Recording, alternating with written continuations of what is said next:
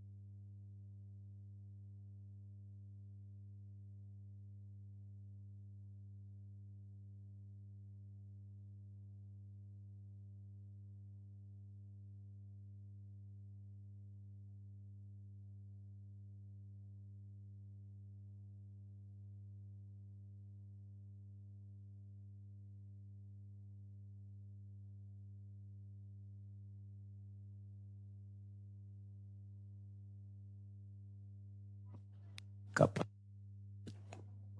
จะร่วมกับจะร่วมทำสายตานแตนก็ขอเรียนเล่น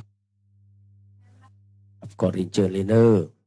10 บาท3 บาทบาทปันบาทหรือว่าใครจะใส่5 ล้าน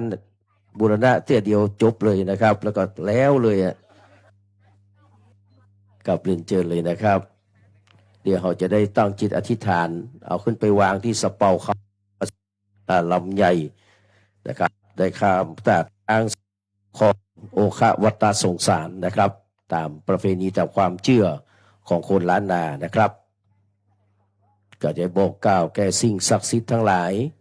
ตลอดถึงดวงวิญญาณของบุรพาจารย์นะครับบุรพกษัตริย์ธิราชนะครับคนที่สร้างที่แปลงวัดร่ำเปิงตะโปธารามเฮา500 กว่าปีนะครับวันนี้ถึงเวลาที่จะได้ปรับปรุงบูรณะปฏิสังขรณ์สิ่งที่มันชำรุดทรุดโทรมกับคือมันออกมานะครับสวยสดงดงามนะครับไปได้มาหันแล้วเกิดประสาทะมีศรัทธาความเลื่อมความเชื่อประสาทะความเลื่อมใสนะครับจะได้เป็นที่กราบไหว้บูชาของเทวดาและมนุษย์ทั้งหลายกับถือว่าวันนี้คนท่านที่มีมาปฏิบัติธรรมมาร่วมกันวันนี้ก็ถือว่าเป็นคนที่โชคดีเนอะนะครับกับบอกว่าจะเป็นแม่หญิงประจัยเป็นแม่ชีโยคีผู้ปฏิบัติธรรมนะครับพี่น้องศรัทธาสาธุชนทั้งหลายนะครับที่ได้มาปฏิบัติธรรมที่วัดร่ำเปิงตะโพธารามในครั้งนี้กับให้ถวายเป็นพระราชกุศลแด่พระบาทสมเด็จพระปรเมนทรรามาธินะครับธิบดีศรีสินมหาวชิราลงกรณ์นะครับซึ่งเป็นวันพระราชสมภพของเปิ้ลในวันพรุ่งนี้นะครับคือพระองค์ได้มีพระนามัยแข็งแรงสมบูรณ์เป็นร่วมโพร่วมใจของพระสกนิกรชาวไทยนะครับพร้อมกับทั้งราชวงศ์ทุกๆพระองค์ด้วยนะครับรวมถึงเป็นพระกุศลพระราชกุศลเนาะคือสมเด็จพระพันปีและนะครับองค์พาด้วยนะครับก็ถือว่าเป็นบุญกุศลยันยิ่งใหญ่เนอะครอบคลุมไปหมดในวันนี้นะครับนี่พระสงฆ์สามเณรนิมนต์พระสงฆ์สามเณรนะนิมนต์เนอนะครับจากนี้จะเป็นที่อยู่ของพระนะครับนี่ก็พี่ดูพี่น้องของท่านที่ผู้ปฏิบัติธรรมโยคีแม่ชีนะครับก็เรียนเชิญเลยนะครับ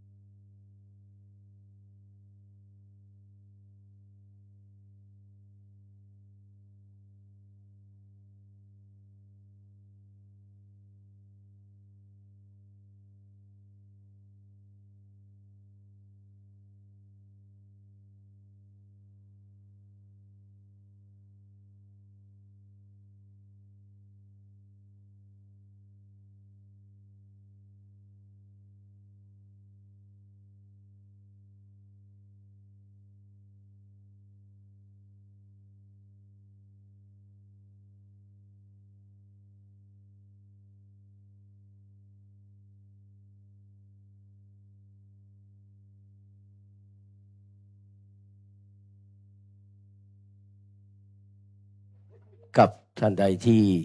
นะครับจะร่วมทำบุญยกมือไม่ต้องฉายไฟก็ได้ยังแจ้งอยู่นะครับยกมือมาได้ก็พอละครับเช่นหนังกลางแปลงนะกับท่านยังไม่ได้ร่วมทำบุญเนอะ10 บาท20 บาท5 บาท10 บาทก็แล้วแต่เนอะครับตามเจตนาศรัทธาเนอะเราจะได้ชำระหนี้ส่งใจกำเก่าเนาะตั้งแต่อเนกชาติบ่ฮู้ว่าเท่าใดนะครับบางคนบางท่านบ่เคยชำระเลยนะครับ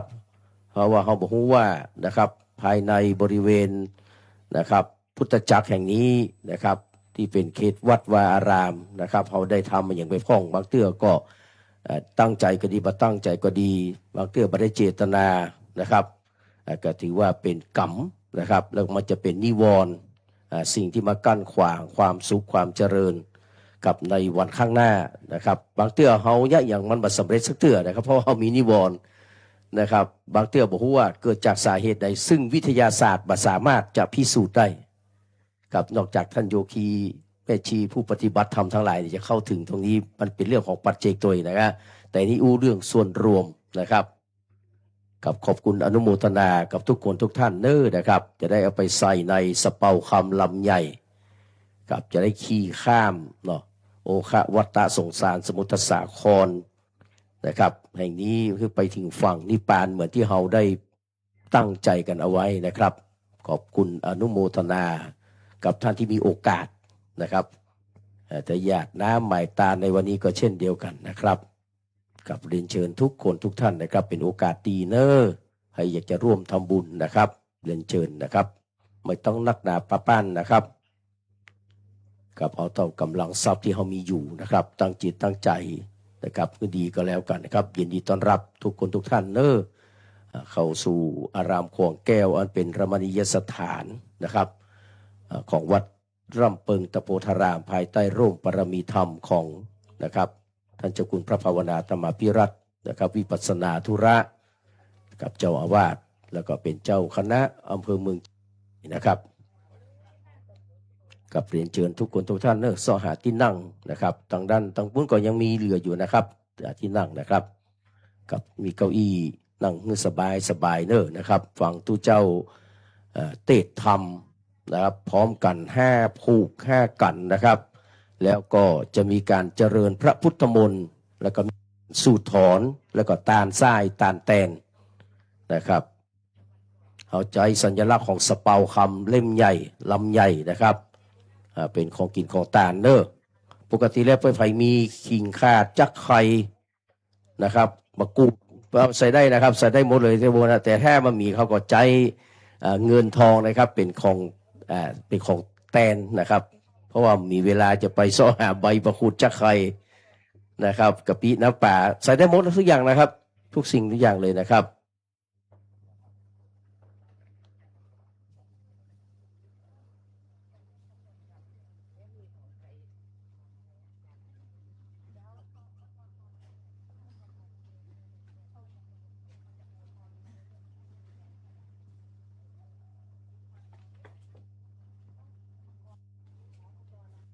กับหลังจากที่เราเริ่มบูรณุปฏิสังขรณ์ใครจะเป็นเจ้าภาพอย่างต่างๆก็เรียนเชิญเนอร์นะครับ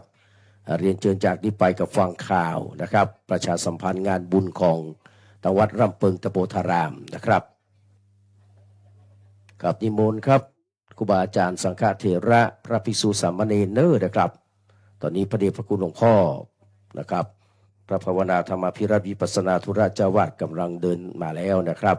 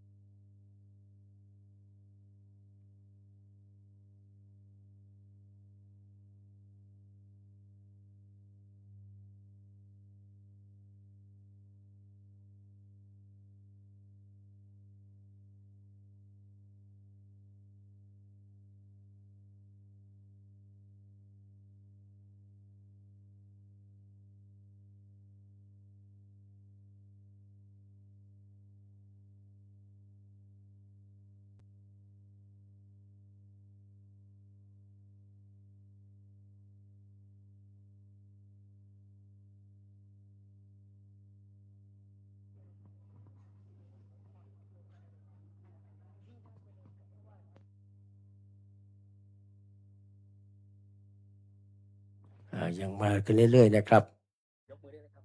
ยกมือขึ้นเนอว่าต้องการไม่ต้องท่านไม่ต้องเดินเข้ามานะครับ เดี๋ยวพระเอกเขาเตียวเข้าไปหานะครับ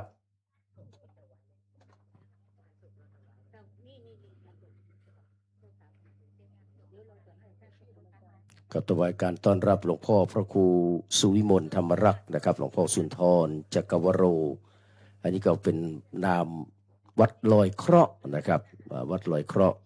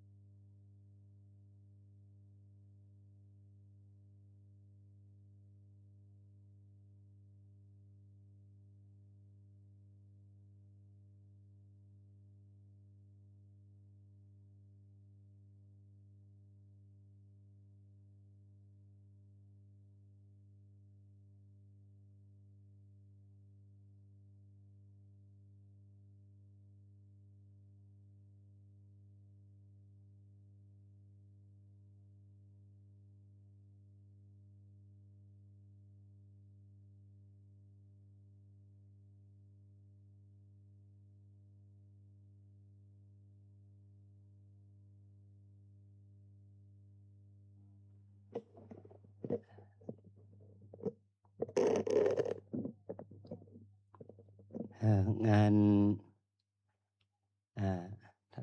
ตันไส้ตันแตนงานสุดทร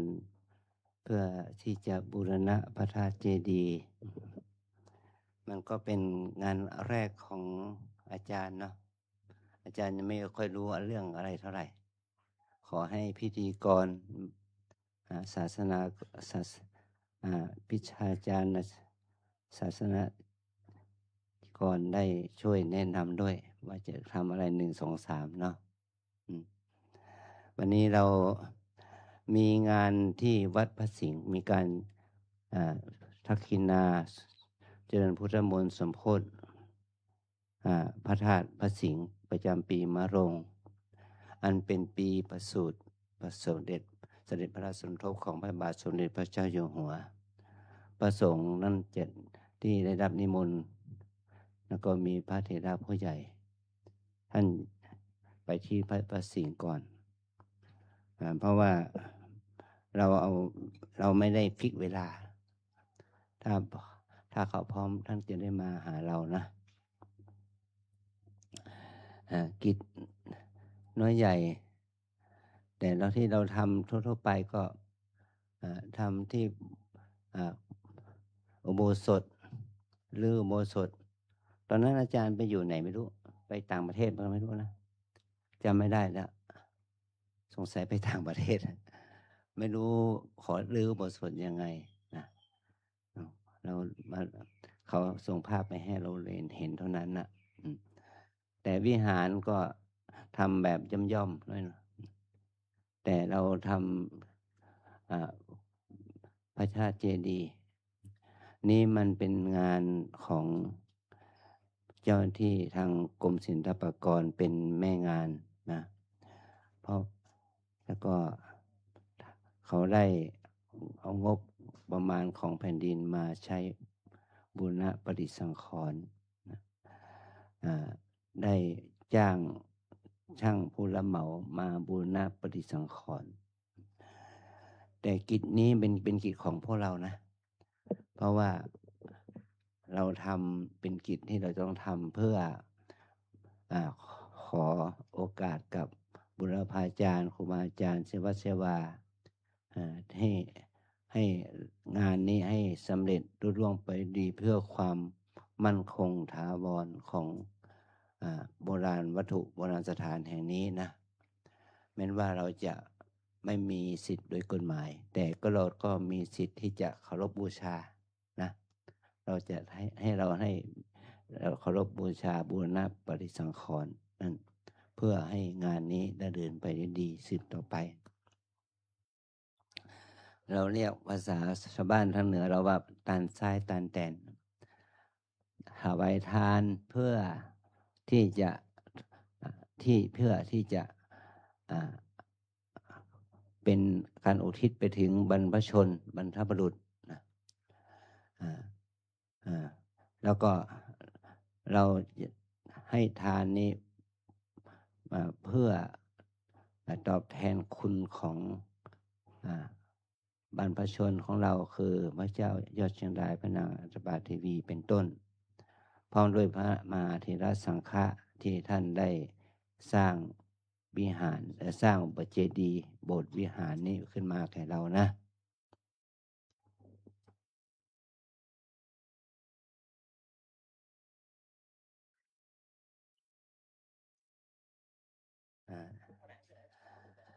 สิ่งเหล่านี้เราได้ให้เราได้นิมนต์พระสงฆ์พระมหาเถระที่ท่านรู้เรื่องของงานประเพณีนี้ให้นิมนต์ท่านมาเป็นองค์แสดงธรรมองค์สวดองค์ถอนนะให้แก่เป็นประเพณีที่สืบกันมาเรียกนี่เราได้ให้ความอนุเคราะห์จากท่านปิชาปุริวัฒโนเจ้าวาดวัดช่างทองช่วยเตรียมบริขารนี้ให้นะบริขารทานให้เราก็เป็นผลที่ทำให้มันงานสำเร็จก็โดยอาศัยอาจารย์พระประหลัดพิเชษฐ์เลขาได้ช่วยทำกิจกรรมนี้นี่ถือว่าเป็นพระสงฆ์องค์เนรเราก็ช่วยกันจัดสถานที่เพื่องานนี้เพื่อมาให้มันเกิดผลสำเร็จประโยชน์เกื้อกูลแก่สิ่งที่บรรพบุรุษของเรานั้นได้สร้างได้ทำมาจึงเป็นอันนี้เป็นเหตุให้เรานั้นได้มามีสถานที่เป็นโบราณวัตถุ โบราณสถานเจดียสถานให้เราได้กราบไหว้บูชากันมาจนถึงทุกวันนี้นะ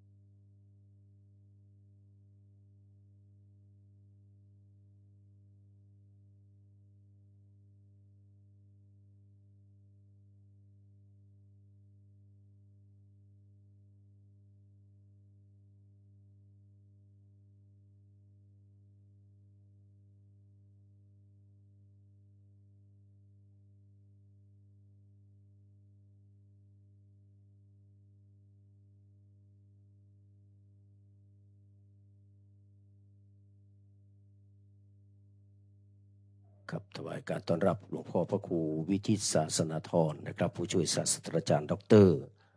รองเจ้าคณะอำเภอเมืองเชียงใหม่นะครับผู้ช่วยเจ้าวาดวัดพระสิงห์วรมหาวิหารนะครับหลวงพ่อก็จะเป็นหนึ่งในนะครับ5 รูปนะครับวันนี้เราจะเทศทำรอบพระเจดีย์นะครับก่อนที่จะทำพิธีสูดถอนเสร็จแล้วจะได้เจริญพระมนต์นะครับ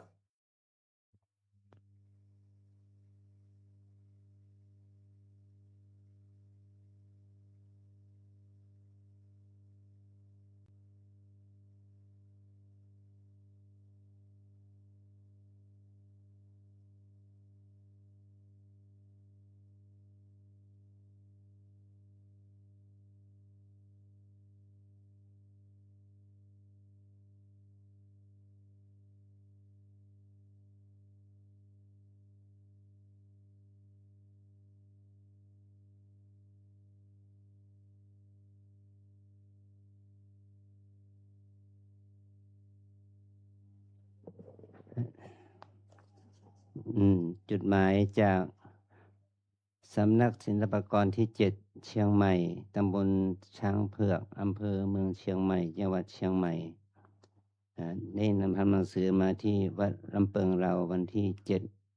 เดือนกรกฎาคมพุทธศักราช2569เรื่องแจ้งการเข้าดำเนินงานบูรณะซ่อมแซมเจดีย์วัดลำเปิงตะโพธารามสิ่งที่ส่งมาด้วยคือแบบรายการ1 ชุดนี่เนี่ยแบบตัวนี้นะด้วยสำนักศิลปากรที่7เชียงใหม่ได้รับการจัดสรรงบประมาณประจำปี2569เพื่อดำเนินบูรณะซ่อมแซมเจดีย์วัดลำเปิงตะโพธารามตำบลสุเทพอำเภอเมืองจังหวัดเชียงใหม่บัดนี้ได้ว่าจ้างบริษัทกระเวกจำกัดเป็นผู้รับจ้างคุณโยมก็มาถึงแล้วเนาะมาร่วมงานกับเราด้วยนะและผู้รับจ้างได้แจ้งเข้าดำเนินงานดังกล่าวตั้งแต่วันที่8เดือนกรกฎาคมพุทธศักราช2569เป็นต้นไปสำนักจึงขอความอนุเคราะห์มายังท่านอำนวยความสะดวกแก่ผู้รับจ้างตามแต่จะเห็นสมควรต่อไปได้มอบหมายให้นางสุนิสาอินค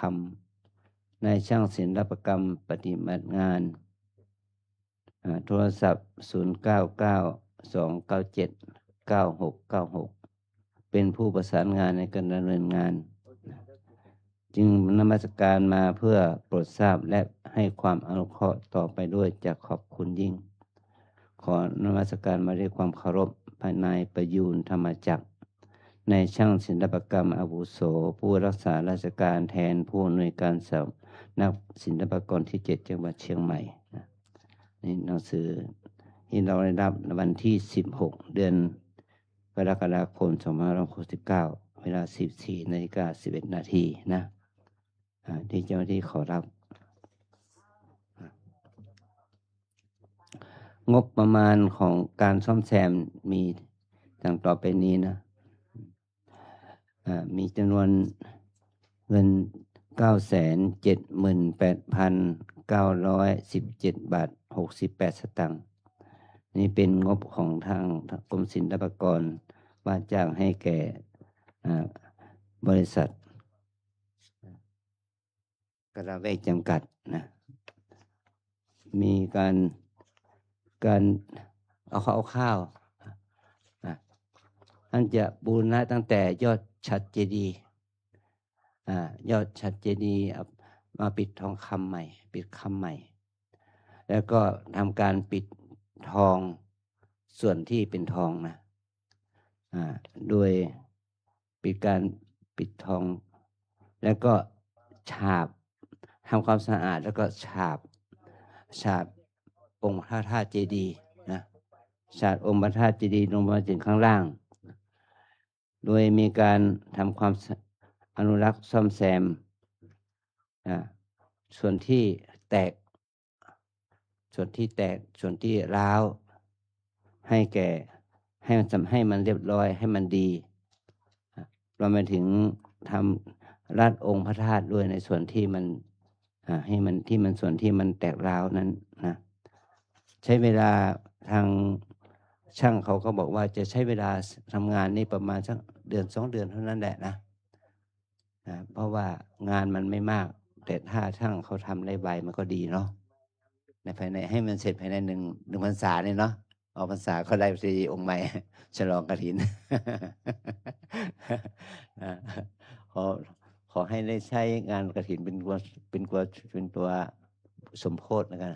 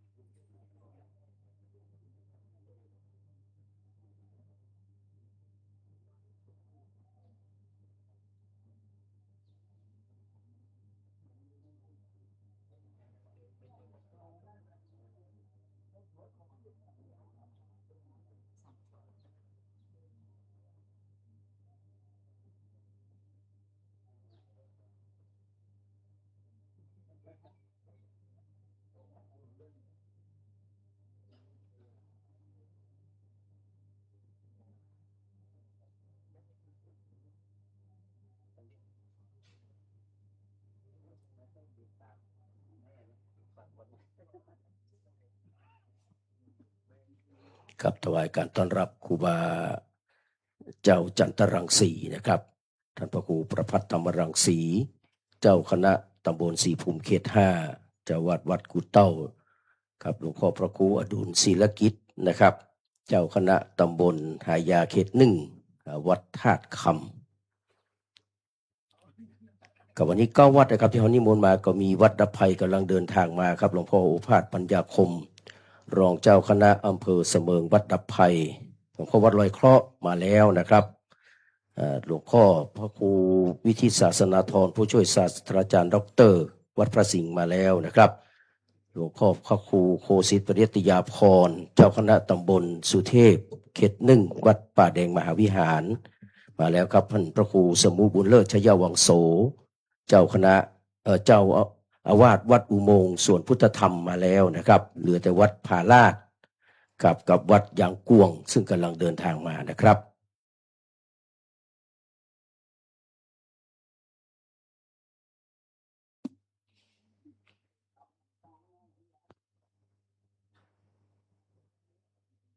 กับเรียนเชิญพ่อพี่น้องที่กำลังเดินทางมาเนื้อสหาที่นั่งนะครับสหาที่นั่งเนื้อไฟยังไม่ได้ร่วมทำบุญใจนี่ส่งใจนี่กรรมเก่านะครับใจทุกสิ่งทุกอย่างตานไส้ตานแตนนะครับพระสงฆ์ก็เจ้าก็เนี่ยได้หมดเลยนะครับปูจานก็ทำไปแล้วตะกี้นะปูจานก็มากินข้าววัดลำเปิงบ่อยเหมือนกันแต่ได้ตานละ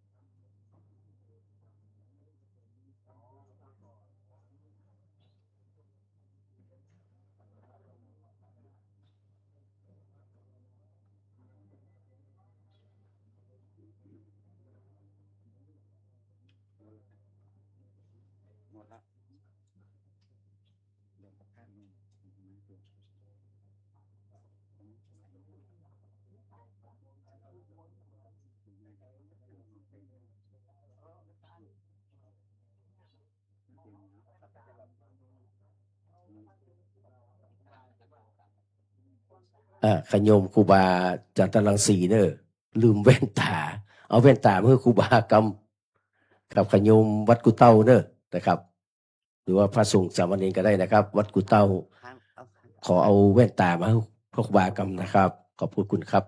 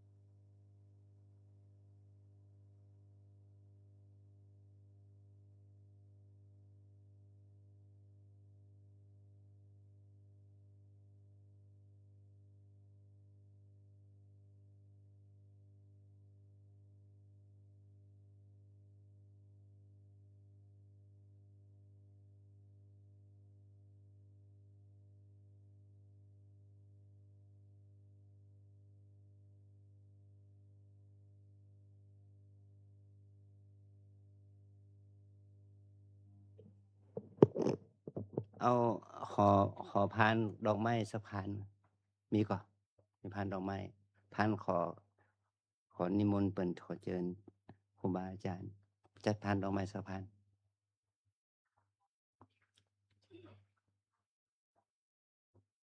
เอาพานขันดอกขันดาวแบบขันดอกมา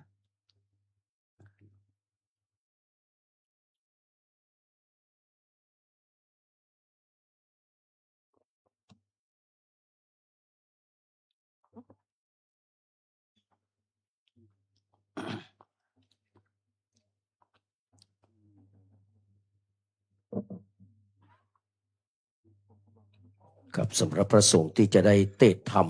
นะครับ5 ผูกวันนี้ก็มีครูบาวัดกุเต้านะครับครูบาวัดธาตุคำครูบาวัดดับภัยครูบารอยเคาะและครูบาพระสิงห์5 วัดนะครับกับ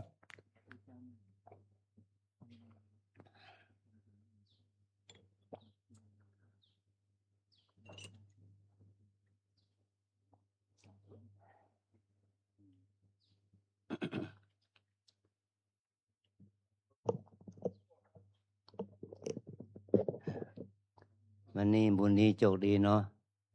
ฝนมาตกแดดมาออก ฝนมาตกแดดมาออกนะ ดีแล้วโชคดีละ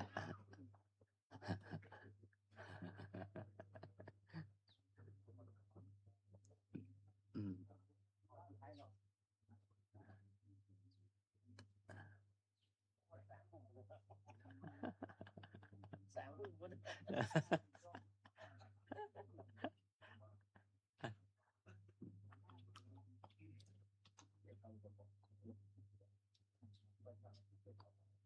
ก่อนอันแรกก็ได้อันแรกก็ได้มาแล้วไปภาพสินก่อน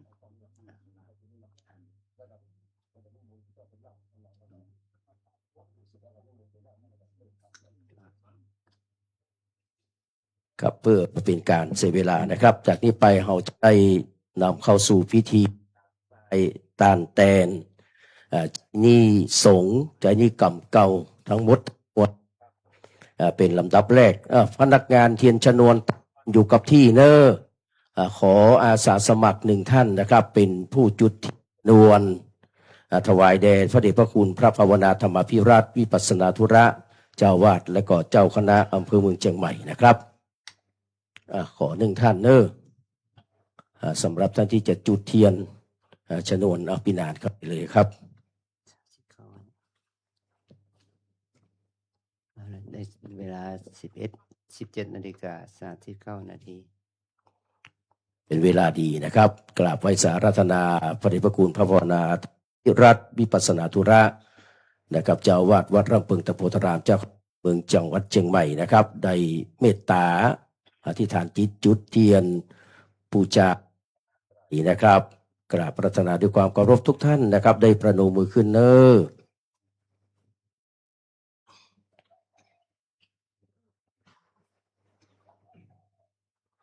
กับกราบนมัสการขอบพระคุณในเมตตาธรรมนะครับท่านเจ้าคุณพระภาวนาธรรมาภิรัตน์วิปัสสนาธุระนะครับที่ได้เป็นประธานจุดธูปเทียนบูชาพระรัตนตรัยหลังที่กราบพระแล้วนะครับพระเดชพระคุณจะได้กลับไปนั่งที่รับรองเขาจะให้พระสมทานเวชศีลจากนั้นจะได้กราบปรารถนาท่านพระคุณเจ้าจำนวน5 วัดเข้าไปนั่งรอบพระเจดีย์นะครับเพื่อจะได้เทศธรรมเป็นลำดับต่อไปตั้งจิตตั้งใจนะครับอยู่ในอาการสงบกายสงบวาจาสงบใจได้ประนมมือขึ้นและกราบพระพร้อมกันณบัดนี้กราบ1กราบ2กราบ3กล่าวกำปูจาดอกไม้ไหว้พระสมทานเบญจศีลพร้อมกันนะครับอิมินาสการเรนะพุทธังอภิปูชยามะอิมินาสการเรนะธัมมังอภิปูชยามะอิมินาสการเรนะสังฆังอภิปูชยามะอะระหังสัมมาสัมพุทโธภควาพุทธังภควันตังอภิวาเทมิกราบสวากขาโตภควตาธัมโมธัมมังนะมัสสามิกราบสุปฏิปันโนภควโตสาวกสังโฆสังฆังนะมามิต่อไปอาราธนาเบญจศีลพร้อมกันเนอครูบากุเต้ากับจันตีจะได้ปันศีลให้หมู่เฮาเอาปนานเข้าไปประเคนผ่านขอศีลนะครับ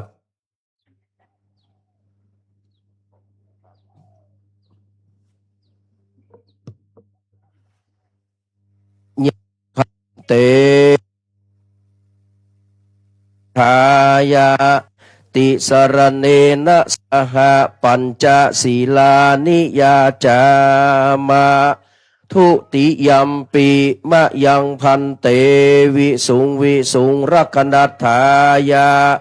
ติสรเนนะสหปัญจศีลานิยาจาตติยัมเอวิสุงรักนัฏฐายา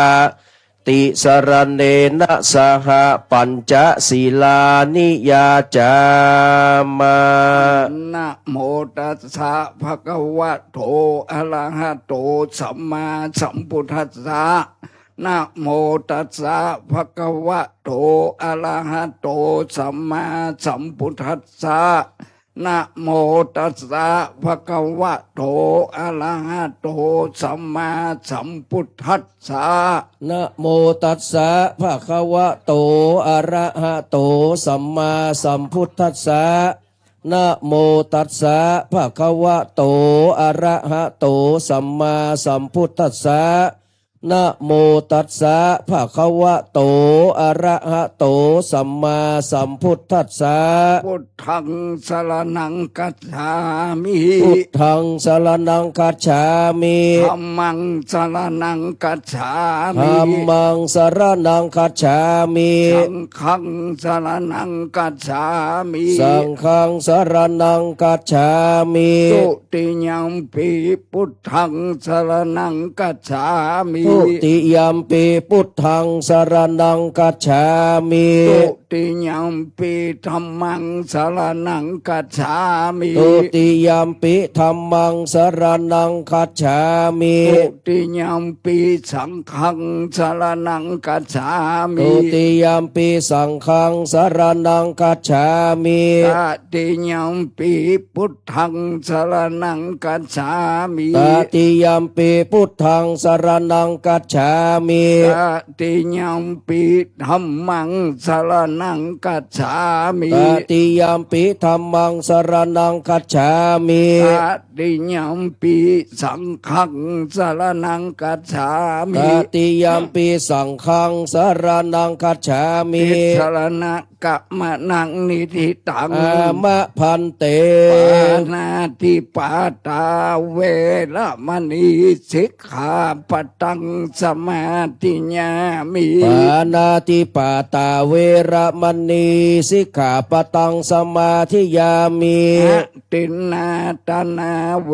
ระมณีสิกขาปตังสมาธิญามิ อะตินนาตานาเวระมณีสิกขาปตังสมาธิยามิ กาเมสุมิสาจาราเวระมณีสิกขาปตังสมาธิญามิ กาเมสุมิจฉาจาราเวระมณีสิกขาปตังสมาธิยามิ มุสาวาตาเวระมณีสิกขาปตังสมาธิญามิ มุสาวาตาเวระมณีสิกขาปตังสมาธิยามิ ทุลาเมลญะมัจจปมาตฐานาเวระมณีสิกขาปตังสมาธิญามิ สุราเมระยะมัจจปมาทัฏฐานาเวระมณีสิกขาปตังสมาธิยามิ มานิปัญจสิกขาปตานิพุทธปัญญตังสิกขาปตังปริสุทธังนิพพานังปรามังสุขา สาธุสาธุสาธุจากนี้ไปเมตตาปรมีธรรมในหลวงพ่อพระครูประภัตธรรมรังสีหนึ่งสองหลวงพ่อพระครูอดุลศิลกิจสามหลวงพ่อพระครูโอภาสปัญญาคมสามหลวงพ่อพระครูสุวิมลธรรมรักษ์สี่หลวงพ่อพระครูสุวิมลธรรมรักษ์และก็ห้าหลวงพ่อพระครูวิทิตศาสนาธรผู้ช่วยศาสตราจารย์ด็อกเตอร์ทั้งห้ารูปนะครับจะได้เมตตาเตะธรรมห้าแจงพระเจดีย์เนอะนิมนต์เลยครับเอาปลาไปตัวเนอะครับเดี๋ยวเสร็จแล้วหลวงพ่อไปนั่งเสร็จแล้วจะได้กราบอาราธนาพระเดชพระคุณหลวงพ่อแล้วก็รองเจ้าอาวาสผู้ช่วยเจ้าอาวาสได้ไปจุดเทียนส่องธรรมนะครับ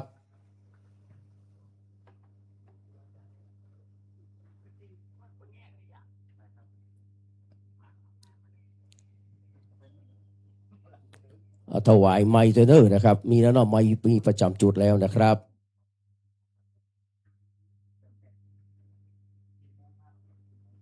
สี่มุมแล้วก็ครับหนึ่งกลางนะครับที่เจ้าตั้งหน้าครับหลวงพ่อลอยเคาะเนาะนั่งตะปุ้นเนาะนะครับพนักงานเทียนชนวนเนอะจุดเทียนชนวนถวายพระคุณเจ้าอันมีพระเดชพระคุณพระภาวนาธรรมาภิรัตน์วิปัสสนาธุระเป็นต้นนะครับ แล้วก็รองเจ้าอาวาสผู้ช่วยเจ้าอาวาสนะครับได้เมตตาอธิษฐานจิตจุดเทียนส่องธรรมนะครับ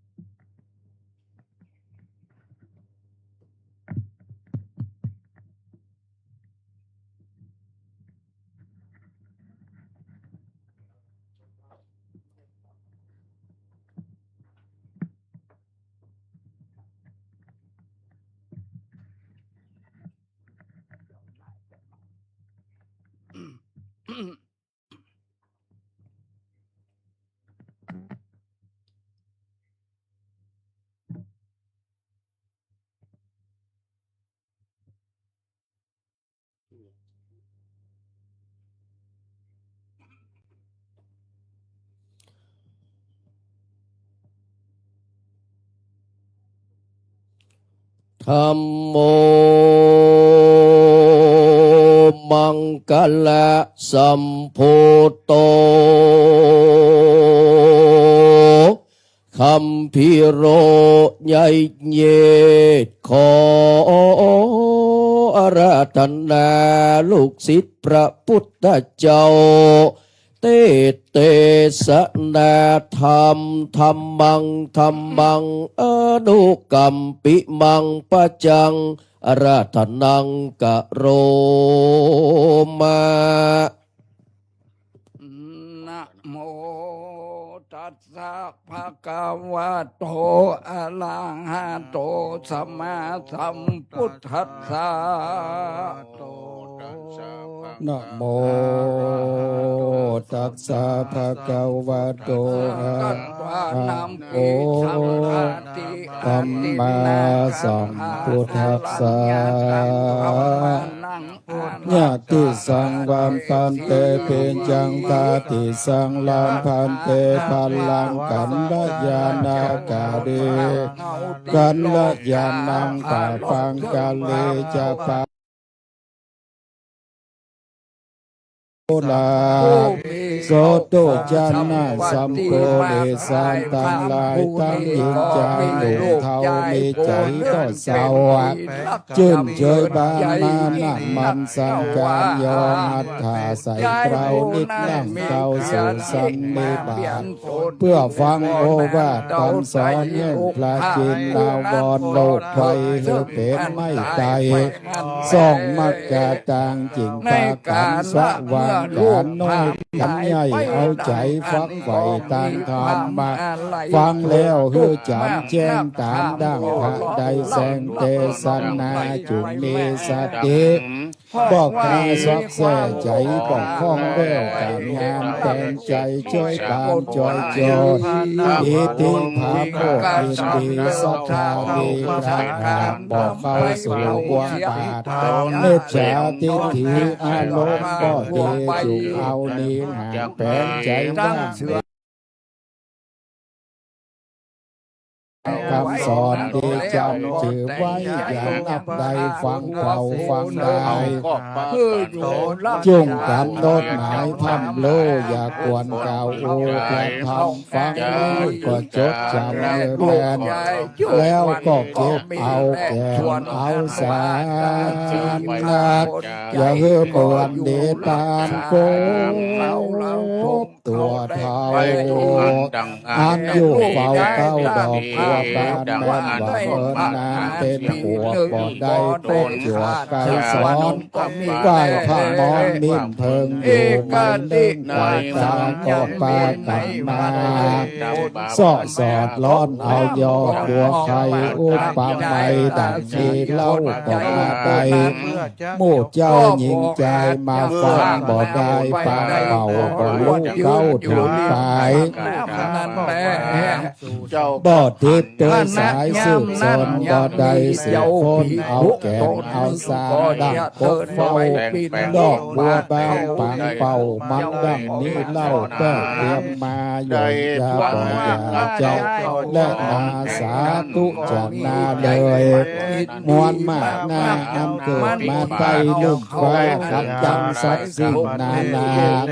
ตามดังพระสังฆาเตสันนากล่าวไว้ว่าสัตว์ดุจไตวันโด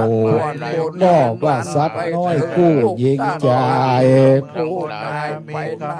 กำมังเทียนย่อมมีกำกฎหมายสืบเสนเนาะเกาะอ่อนเน้นเคยมา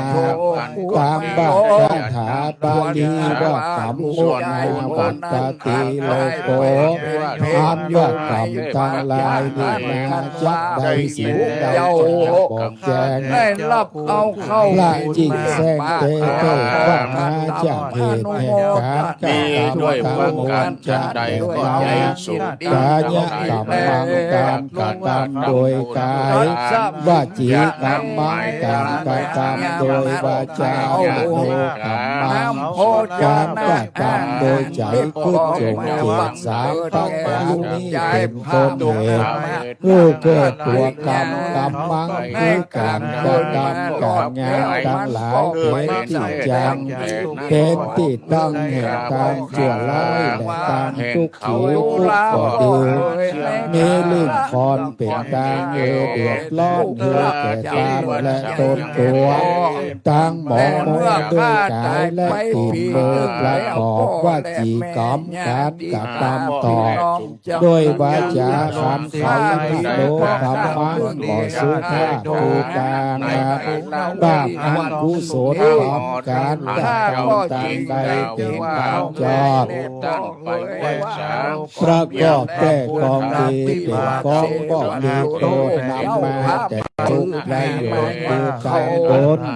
เชื่อว่ากุศลธรรมจะและนาธรรมังสังเสติทัพยติญาติตังหีนักปณิตาตายาต้อยในสัทธาเอาว่าสัตว์ทั้งหลายน้อยใหญ่เตี้ยย่อมมีกรรมนั้นติดไก่โดยมามีบางกลางนานาทุกสิ่งหลังคนก็สุขลำยิ่งเข้าของสมบัติก็ของยังเกิดสุขล้ำเลิศเกิดเศรษฐีลำโคนก็ลักษณะที่เจ้าโจ้งามดีเลิศห้องโสภัณฑ์ลำโคนก็สุขเกษมสัมสมบัติจอบเข้าของตกต้องมาเติมลำโคนบุญมาเติมแก่ไฟมาได้เป็นเจ้าเป็นใหญ่กว่านายคนยังมีเจ้าพิคุเข้าไปปิดแต่นุ่มน้อยพุทธเจ้าคอยเอาเขาเป็นเศรษฐีเขามีลูกเต้าก็ลูกด้านก็มีวันนั้นโชคธรรมโนบังเกิดเดินมาเป็นผู้ใจเสดโดยปัญญามีวิจารณ์เขาการสู้ไปโชคแก่ลูกใจนานมีตาบีนานแต่ก็เป็นแห่งเชียตายแต่ควรไปลาคนบนเจ้าคนเดิมทำก็จะรู้ใจทันเนตาใจจบการของแถวในขันโยเจ้าสาประการหลังคนก็เจ้าว่าเตปุกวาทาชับไปเจ้าพุทธเจ้าใจก็ยังแฝงของว่าพุทธละคนตั้งหลายดังเอาจากการมาโดนก่อนอีกว่าเป็นบุญปางก่อนติดโดยสอนมาสั่งน้องและไปหลังคนก็มาแปลงปามาจักจอง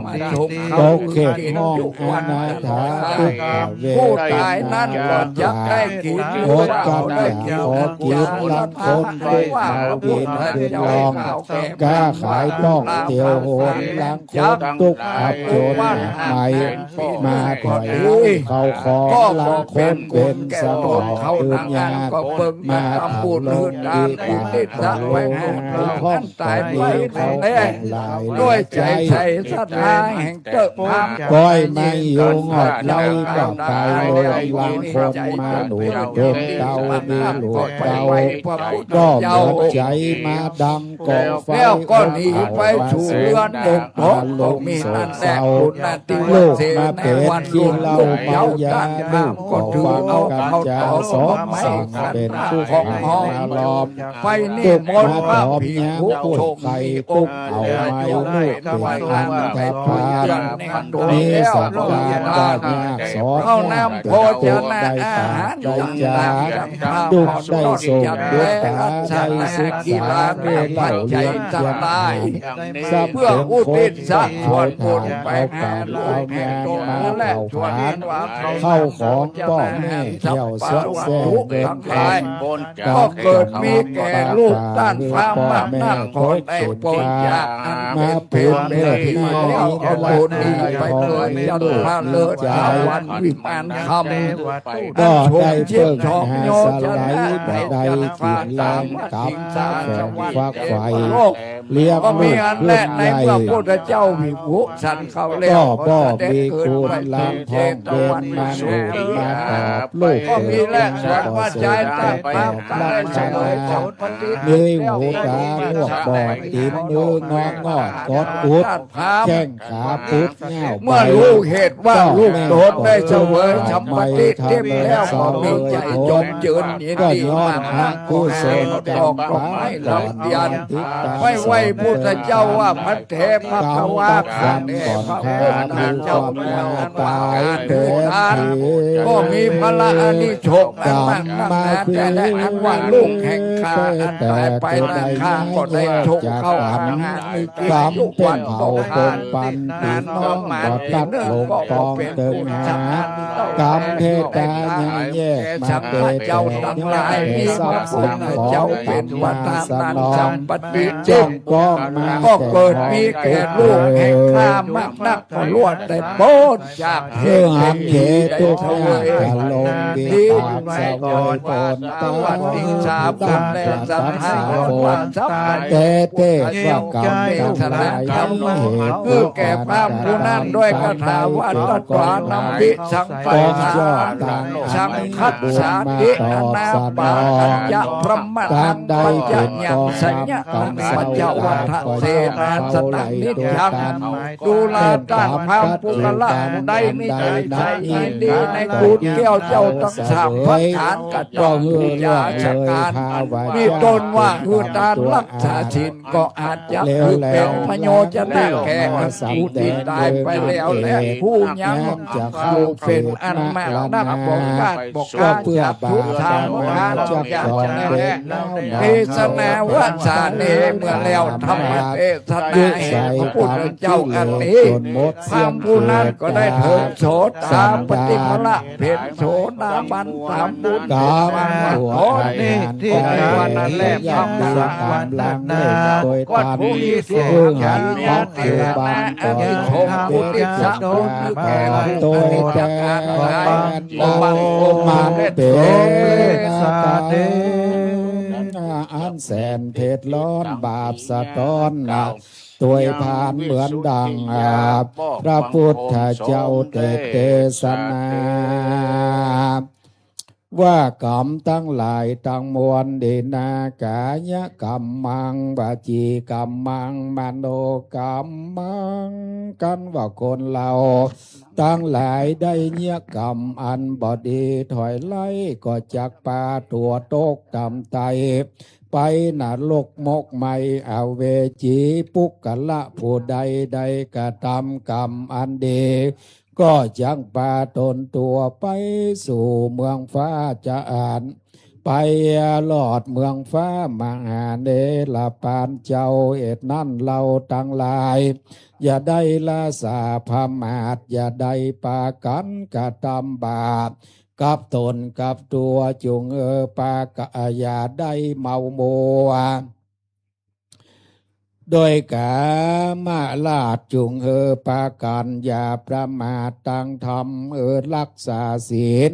ห้าสานศีลใสสะอาดข้อเป็นข้อขาดบอกล่วงเกินศีลห้าก็จำเดินจุวันคำเจ้าอย่ากำเศร้ามองมัวรักษาตนตัวตีนมือและปากมีใจนั่นหากเป็นธรรมศีลประจำธรรมสัมวันธรรมสวะมัตสวรรณะคืออุโปสถะตั้งแปดมีกำหนดแขวดวันกับคืนอิมันจะละติงอิมันจะติวาสังบ่ฮือปังปาดบ่มีความพมาทฮือใดสังวรอดสาไปนอนยังวัดหาที่สังัดตั้งใจตัดห่วงอะไรใจของบ่ฮือใดจองก้องยังลูกหลานบอกว่าการงานซื้อขายใจแลกรู้จำแนกแบ่งการเวลา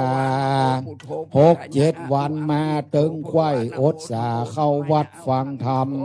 นอนผ่าจำบ่ขาดมีใจสะอาดต่างภาวนาภาวนังคือว่าตัวตามเตือมแทงหือใจส่องแจงซึ่งปัญญาเอาสติมาประกอบพิจารณาหาดวงจอบต่างธรรมกระทำเป็นประจำบ่ขาดบ่เมินนานปัญญาก็อาจฉลาดหันจริงจักหันตัวอันจริงบังเกิดอานิสงส์ล้ำเลิศมีมากรรมฐานาศีลขอ คือว่ากรรมฐานเป็นที่จังกรรมฐานนั้นมีสองประการ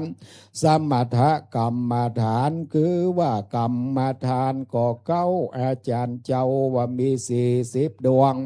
กรรมฐานตั้งปวงคือเอาดวงใดดวงหนึ่งสมเปิงเป็นเหตุมาแก้อาสวะกิเลสที่บังเกิดกับตนตัวอันว่าใจของคนเรานี่นา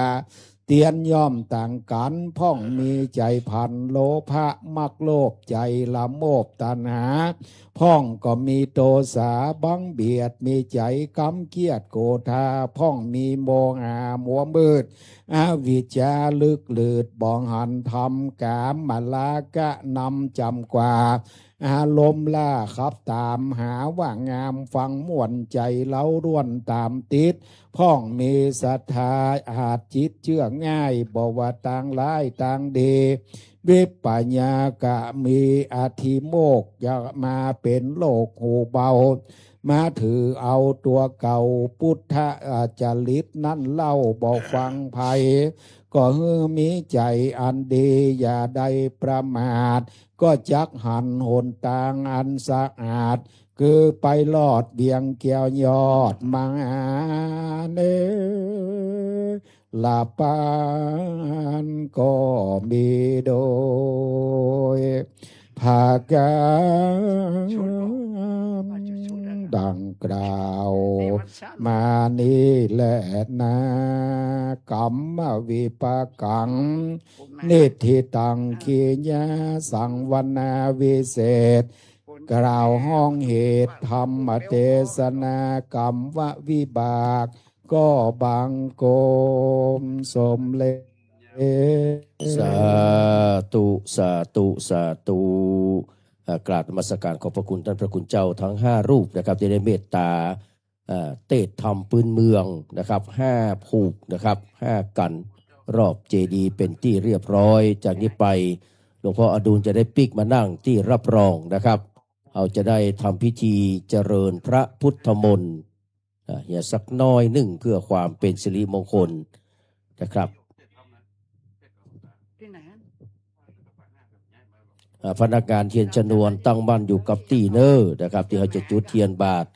น้ำมนต์ขันสาครเขาจะบัถวายกันเต้เตื้อนะครับจะเอาถวายทีเดียวพร้อมกับการสวดนะครับทีแรกก็จะเอาไปถวายที่จูตี้แต่เดี๋ยวดูแล้วตังบนบอกว่าเอาเตื้อเดียวพูดว่านะครับ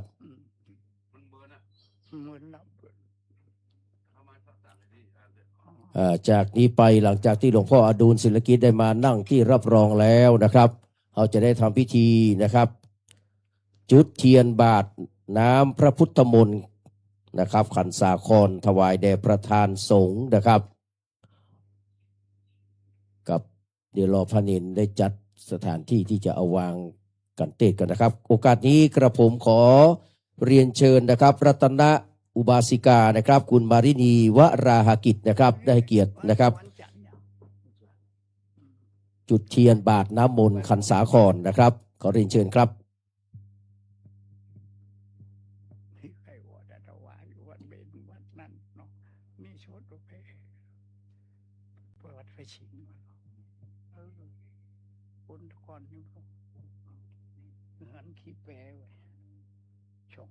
3 เดือนไป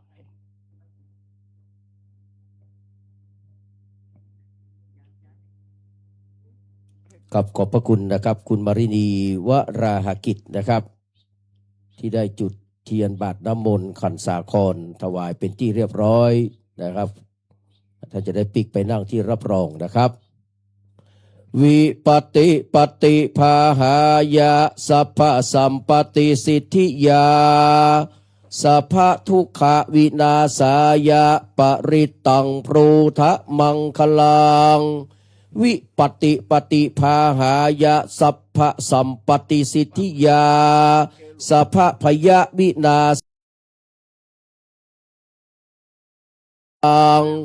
วิปติปฏิภาหายะสัพพสัมปติสิทธิยา สัพพะโรคะวินาศายะปริตังโพธะมังคลัง อลิตวานาเมตังสัมเมตาภาตันตังวิคิตาจิตาปริตังพนันตุสักเกกาเมจลูเปกิลิสิขลตเตจันตาลิเควิมาเนเตเประเทจากาเมตรุวนากังหเนอารัมมวัตุเมเขเตภูมิธาตโยจตุโลกปาลราชาญะมาราชาอินโตเวสสุวรรณราชาอาลิญะเมตไตโย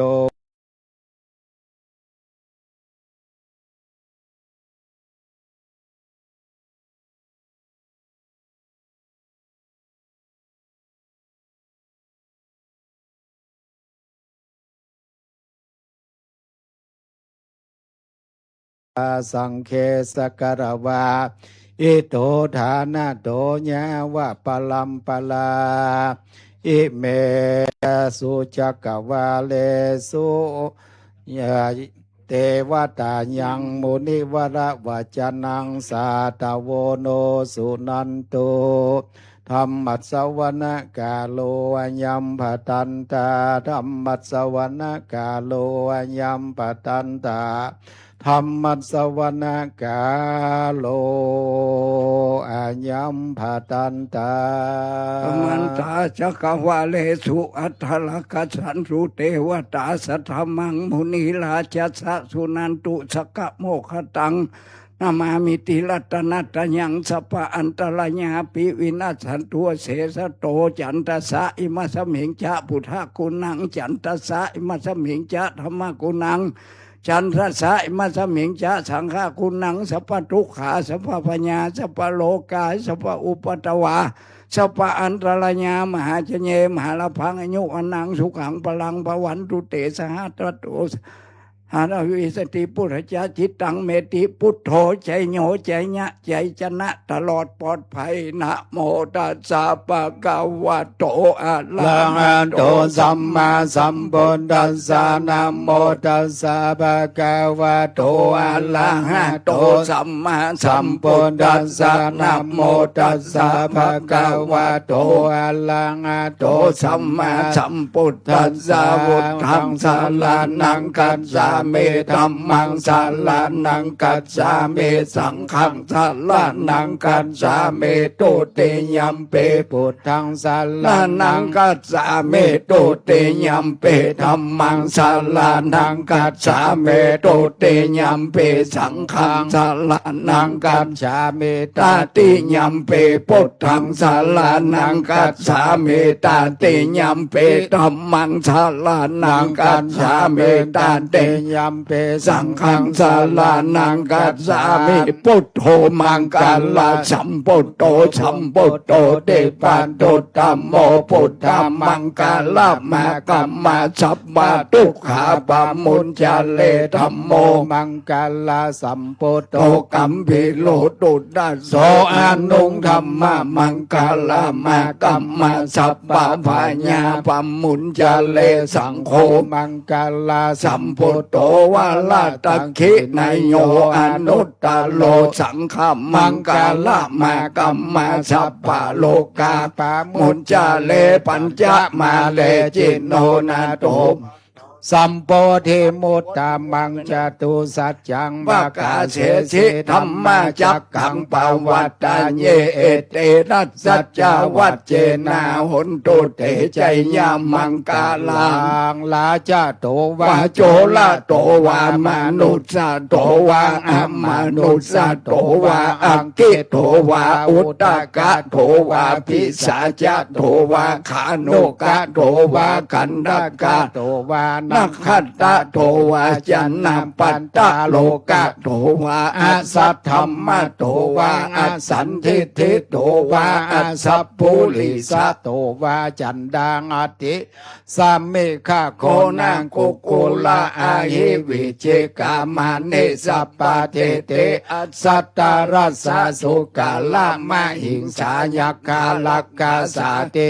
นานาพายะโตวานานาโลกะโตวานานาอุปันตวะโตวาอาลักขังกันนันตุปานิธานาโตปัญญายาตถากาตัสสะตัสสะ ปาละมิโยตัส สะ สะ อุปปาลามิโยตัสสะปาลามันทาปาลามิโยปัญจมังหาปา ปาลิจาเกติโสจาลิญาปัสสิมาภาเวกับภาว วากันติงจาติงอาภินิกามานังปทานาจา ลิ ลิ ยัง โพธิปั ปั น น ลั ลั ง ง เก เก มา มา ละ ละวิจายังสัพพัญญูตยานปฏิเวทังนา ว่าโล โล กุ กุ ต ตลาธรรมเมสัพเปปิเมพุทธกุเนอวัจจิตวาเวสาลิญาติสุปกาลันตะเลสุติยามาลติงปาลิตัง กาลนโตอัญญสัมมาอา อา นั นั น น ท ท เถ เถ โล โล เว เวย าย าก า า ลุ ลุ ญ ญ ญา ญา จิ จิ ต ต ตั ตั ง ง อุ อุ ปั ปั น น ดา ดา เป เป ต ต วาว า โก โก ติ ติ สั สั ต ต ตา ตา สั สั ง ง หั หั ส ส เสสุจั จั ก ก กาก าวาเลสุเตวตายัสสานัมปาติกันนันติ ยั ยั น น จา จา เว เว สา สา ลี ลิ ยั ยั ม ม โป โป เล เล โลกะ มนุษย์สาดุเพคาสัมโพธันเตวิธรรมพยังคิปามันตาลาเปสิปาลิตันตัมภานัมมาเห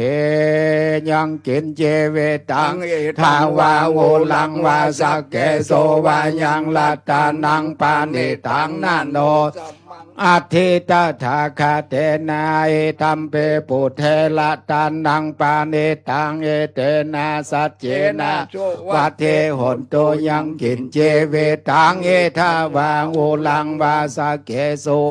ยังลาตานังปานิตังนาโนสัมมังอันเทนตันถาคาเตนาอิตัมเปสังเคละตานังปานิตังเตนะสัจเจนะโสวัเทหนโตยังกินเจ วิตังเอทังวาหูลังวาสักเกโจวายังลัตตันนังปันเนตังนาโนสัมมังอัตติ ตาทาคาเตนาอิธัมปิตังเคละตานังปานิตังเอเตนะสัจเจนะสุวัตเทหนตุขีนังปุลานังนาวังนาติสัมภวังวิรัตจิตายันติเขภวัสสัมหิงเตขินะอาวิลุลลาหิฉันทานิพันเตเทลายะทายัมปะทิโปเยธัมปิสังเครัตานังปานิตังเอเตนะสัจเจนะสุวัตเทหนโตกาลาเนยามันตากุสาเลนะยันตังสันตังปะทังอาภิสาเมจจาสังโฆโจจาสุโหสุจาสุวาโจจันสามุทุอานาติมานิสันโตจะโกจะสุปโรจะอัปปะกิโจจะสันลาอุกาวุเทสันตินทาริโยจานิปะโคจะอัมปังคัมโพคุเลโสอานานุเกโตนาจักโคทังสัมมาจัลเลขิเจเยนาวิญโยปาเลโอปาวะไทยุงสุขีโนวาเกเมโนหนตุสัพเพสัตตาภาวันโตสุขิตัตตาเยเกจิปานาโพตเทตัสสาวาทาวาราวาอนาวาเสสาติขาวาเยมหันตาวามัจเจมารัสกาอนุกาตุลาเทตาวาเยจะอาทิตาเยจะทุเลวาสันเตอาวิทุเลพุทธาวาสัมภเวสีวังสัพเพสัตตาภาวันตุสุขิตัตตาเยโมโลปาลังนิโกเปทานาเทมัน เยทาทากะเจนังกินเจพยาโลสนาปฏิกาสัญญานัญญามัญญาสาทุกขามิไสยามาทายาธานิยังพุทธังอายุสาเอกาพุทธานานุรังเขเอวัมปิสัพพะพุทเตสุมานาสัมภวันเยอปาริมานังเมตัญจาสัพพะโลกันสามิงมานาสัมภาวะเยอปาริมานังอุทังอาโทจติริยัญจาสัมภาทังอเวรังอาสัมปตังทิทัญจาลามิสินโนวาสยโนวายาวัตสาวิคตามิโทเอตังสถิงอดิทายาพรหมเมตังวิหาลังอิธามาหุทิถินจาอนุภาคัมมาสีลาวาทัสสะเนนะสัมปันโนกาเมสุวินัยเกทังนาหิจตุกัปปะสยังปุณณาเลติติกาลนิยาเมตตาสุตังสุขีโนวาเขเมโน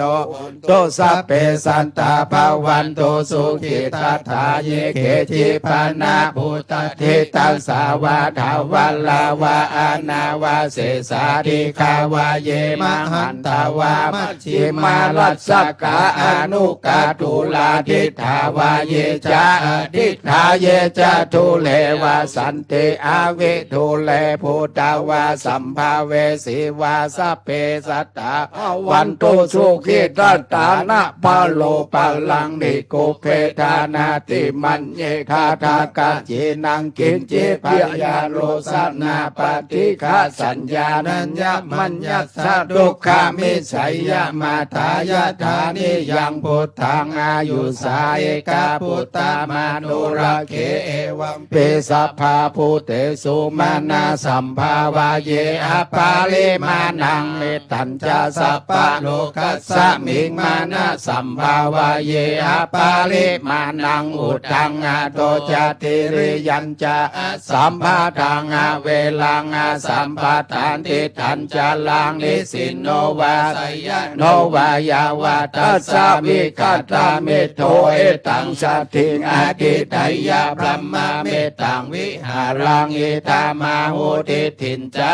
นุปกัมมาสีลาวาทัสสะเนนะสัมปันโนกาเมสุวินัยเกทังนาหิจตุงกัปปะสยังปุณณาเลติติกาลนิยาเมตตาสุตังเมตัญจาสัพพะโลกัสสะมิงมานาสัมภาวะเยอปาริมานาอุทังโดจเตเลยัญจาสัมภาทังเวลังสัมปทานติทัญจาลังนิสินโนวาสยโนวายาวาตัสสามิคาตามิโตเอทังสัตถิงอาทิไตยพรหมเมตังวิหารังอิตามาหุติถินจานุปกัมมาสีลาวาทัสสะเนนะสัมปันโนกาเมสุวินัยเขทังนาหิจตุงคัปปะสยังปุณณาเลติติกาลนิยาเมตตาสุตังนันโตปานันดาบุกังเวปุถังมาเอเทงปุเตนะเทลาบุชาเคนะธัมมาปยันโตเอทุปาเทสาวิเทนะจิตตวามุนินโตตันเตจัสสะภาวันตุเตชัยมังคลานินันโทปานันดาบุชากังเวปุถังมาเอเทงปุเตนะเทลาบุชาเคนะธัมมาปยันโตเอทุปาเทสาวิเทนะจิตตวามุนินโตตันเตจัสสะภาวันตุเตชัยมังคลานินันโทปานันดาบุชากังเวปุถังมาเอเทงปุเตนะเทลาบุชาเคนะธัมมาปยันโตเอทุปาเทสาวิเทนะจิตตวามุนินโตตันเตจัสสะภาวันตุเตชัยมังคลานิมหากาโลนิโกนาโทเอตายาสัพพะปานินังโพเลตวาภาลามิสัมปะปันโตสัมโพธิมุตตมาเอเตนะสัจวัจเจนะโหตุเตชัยมังคลังจะยันโตโพธิยามุเลชะเกยันนัน ติวัฏันโนเอวังตวงเวจยโยโหหิจยาสุจยามังคะเลอัมปาราจิตาปัลลังเกสิเสปันดาวิโปคะเลอภิเสเกสัปปะพุทธานังอังคัปปะโตปัมโมทะเทสุนัขตังสุมังกลังสุปาปะตังสุโหติตังสุขโนสุโมโหโตจะสุญญตังรัมมาจาริสุปาทักขินังกายกัมมังวาจากัมมังปาทักขินังปาทักขินังมโนกัมมังปานิเทเตปาทักขินาปาทักขินานิกัตวานะละพันตาเทปาทักขิเนเตอัตถาลัตตา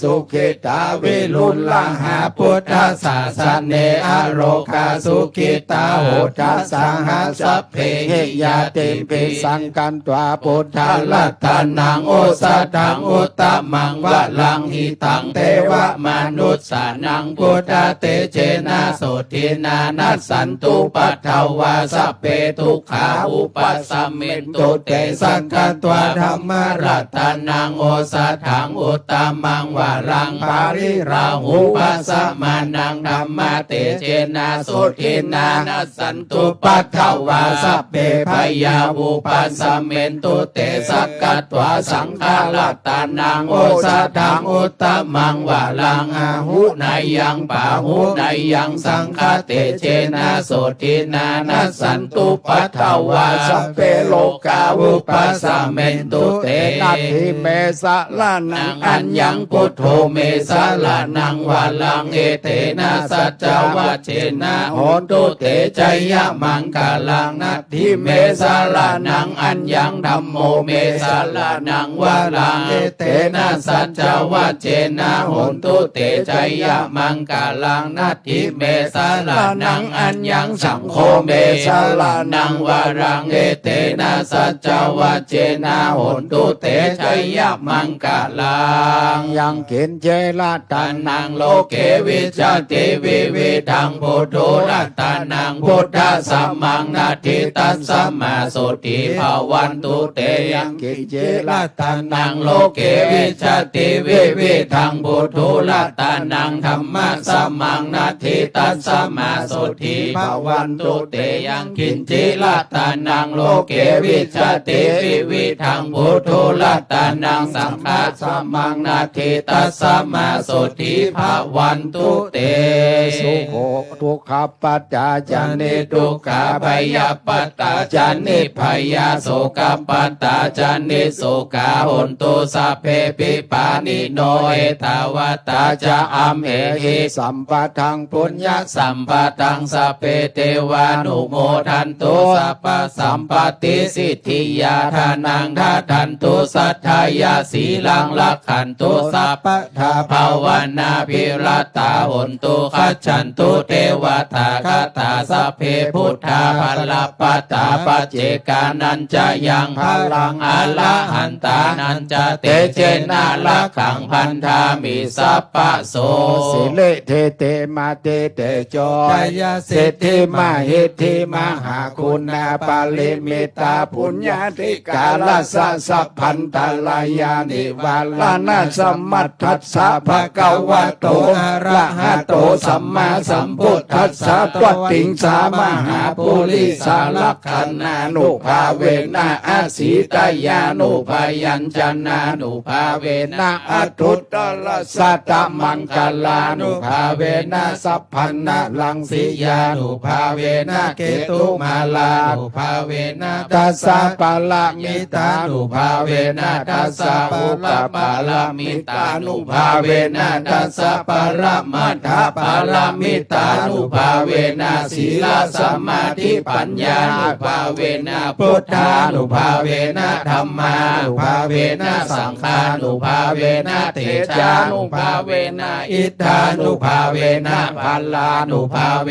นะยยะธัมมานุภาเวนะจตุลาสิทธิสหัสสะธัมมขันธานุภาเวนะนวโลกุตระธัมมานุภาเวนะอัฏฐังคิกาม คานุภาเวนะอัฏฐสัมมาปฏิญานุภาเวนะชาระพิญญานุภาเวนะจตุสัจจญาณานุภาเวนะตัสสะปะละญาณานุภาเวนะสัพพัญญุตญาณานุภาเวนะเมตตากรุณามุทิตาอุเปกขานุภาเวนะสัพพปาริตานุภาเวนะรัตนัตยสารนานุภาเวนะตุยหังสัพพะโลกาโสกุปัตถวาทุกขโตมานะสุปายาสาวินาสสันตุสัพพะอันตรายาปิวินาสสันตุสัพพะสังกัปปะตุยหังสมิจฉันตุทิขายุคาตุยหังโหตุสัตตวัสสะจีเวนะสัมมังกิโกโหตุสัพพะทากัสสะปะภะตะวันนาภูมิคังกามหาสมุทธาอาลักขกาเทวตาสดาตุเมอนุรักขันตุ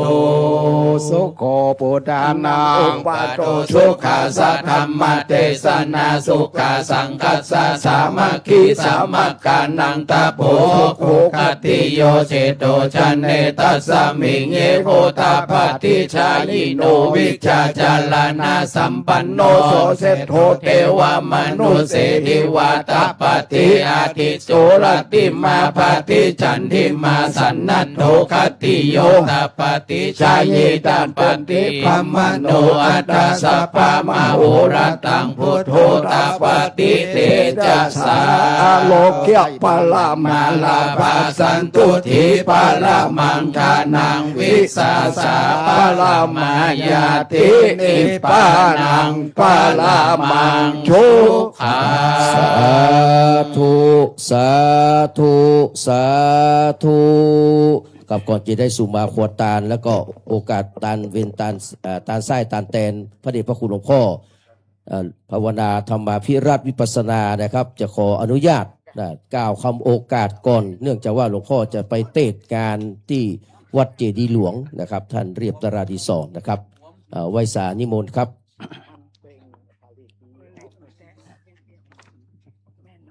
นะโมตัสขอผ่านนะโมตัสสะภะคะวะโตอะระหะโตสัมมาสัมพุทธัสสะนะโมตัสสะภะคะวะโตอะระหะโตสัมมาสัมพุทธัสสะนะโมตัสสะภะคะวะโตอะระหะโตสัมมาสัมพุทธัสสะ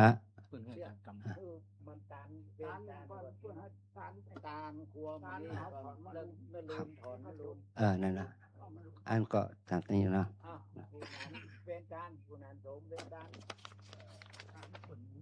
พออาจารย์เขายก คือ เด้อ เวรขวกินขวตาลอุทิศส่วนบุญครูบาอาจารย์เจ้าทั้งหลายพระมหากษัตริย์ทั้งหลายก่อนจบแล้วเอาปั่นปอนฮือเปิ้นได้รับบุญกุศลกำนั้นจึงจะขออนุญาตสงฆ์เตในกระทำปฏิสังขรณ์ต่อไปครับ สาธุสาธุสาธุโอกาสะมัญญัมพันเตอิมานิสัพพะปุจุกรณะไตยะวัตถุพันดานิมหามัทุสิทธาปุภาลาจาสมมาสักกัจจังคารวะกัมมังกายะกัมมังวจีกัมมังมโนกัมมังสันจิจะโตสังอสันจิจะโตสังอติตะโตสังอนาคตะโตสังปัจจุปันนะโตสังสัพพังโตสังขมันโตโนถวายพระพุทธเลยสุนันตุพลโตเตวานากาลาจาอินโทจะอายันตุพลโตเอกสัทธาจะภูมิมัฏฐาเทวานาคามหิทธิกาปุญญังโนอนุโมทันตุอัญญันตุพลโตเทวานาวรนาราชนาคาอินโทจะพรหม ยามโลกะปาละธารณีจะสิริกุตตาพิธานาอาวาสารคาปุภการาเทวาโมทันตุปุญญังโนวรัตนาเศรษฐตัสสมาโตมเหหิอนุโมตมานาพุนโตเตวะสังขารโยฟังโดราฝงเทพเต้าอันอยู่ด่านดาวเขตคงคายแผ่นดินไกลอากาศกว้างโลกจักรวาลไพรพันนมแผ่นดินกลมตัวตุกดาวคงเขตเต้าด่านดงเรอันอยู่ในนาทีน่านน้ำถูกเถื่อนทำสละสลีเตปกันนะนำเมตั้งหลายมวลหมู่อันสถิตอยู่โกพิมานสุนันโตจุงจักมาฟังเสียงสารอันผู้กาจักเป่าประวัติเก่าของตานตั้งเตวัดดาอันหักษายังขันทะสันดานของสมัณะศรัทธาและโมละศรัทธาจุโพอันหักษาเกหากุญเยาเฮินอันหักษาแม่น้ำฝ่ายเมืองฝุ่งอารักเจนเมืองคงเขตห้องพับแผ่ตองตัวนาทีอันปกปักรักษาอย่างวัดวาศาสนาเสียงจุติอันรักษาอย่างวัดรำเปิงตะโปธารามแห่งนี้เป็นต้นเป็นประธานตั้งภูมิเทวดาจื่นเจียงคานใสสะอาดปัปพตารุกขจาตใสสีตัวหะกัมมณีเมฆลาเจิญเทวาติเทพมน้อมเนียวเนตรอนุโมตนาตานตั้งพญาอินตาภูบานตนภาพส่องสวรรค์ฟ้าเฟืองตั้งเท้าเจื้องและขุนพรหมจตุโลกกลมตั้งสี่องค์คลานใจหานหาดหาวยมบราชเต้ากันทัพพากันทัพพีอสุราอสุรียักขาและยักขีเตจะมีองค์อาจตั้งกุมพันกันทราชเรืองฤทธีตั้งแม่นางพระธรณีสลีกุตตะอมาตนายหนังสือ32 ตนจือจำบุญและจำบาปตนจือจำน้ำหยาดอันหมายตาลขอจงมาไขประตูที่พญาตวานเยาะย่องเยี่ยมขาบวันตีขอมาอนุโมทนาและยินดีกับกุศลเจตนาของมหาสมณะศรัทธาและมูลศรัทธาผู้การตั้งหลายตามความเป็นจริงขอนำเอาชื่อแห่งใจยิ่งตัวนาเมื่อถวายองค์อินเจ้าฟ้าว่าวันนี้พระเดชพระคุณหลวงพ่อพระภาวนาธรรมาภิรัตน์วิปัสสนาธุระเจ้าคณะอำเภอเมืองเชียงใหม่เจ้าอารามอธิปัตติวัดร่ำเปิงตะโปธารามพร้อมโดยพระสงฆ์องค์เนนโยคีแม่ชีผู้ปฏิบัติธรรมและศรัทธาผู้คานทั้งหลายได้น้อมนาปั้มเป่งตาลเนื่องในงานตาลไส้ตาลแตนบูรณะปฏิสังขรณ์พระธาตุเจดีย์แห่งนี้ว่าสันนิเตดิลีโยสันนิสินโนวรโพธิมูเลมรังสะเสนังมหติวิจัยโยสัมโพธิมาคจิอนันตัญญาโนโลกุตะโมตังปนามามิพุทธังตังปนามามิธัมมังตังปนามามิสังฆังติรัตนังอันว่าพระแก้วเจ้าตั้ง3 ประการ อันโอรานเลิศแล้วเป็นแก้วมิ่งมงคลแก้วในสากลโลกลาก็ยังบัดเต้าแก้วแปลงแก้สามดวงแก้วตั้งหลายตั้งปวงเอามาทำแหวนคำควงขอดแหงก็ยังหูจักแตกบางแห่งในเนรกันตีใส่มุกมาดก็ยังบาสู้สะอาดเต้าใดนา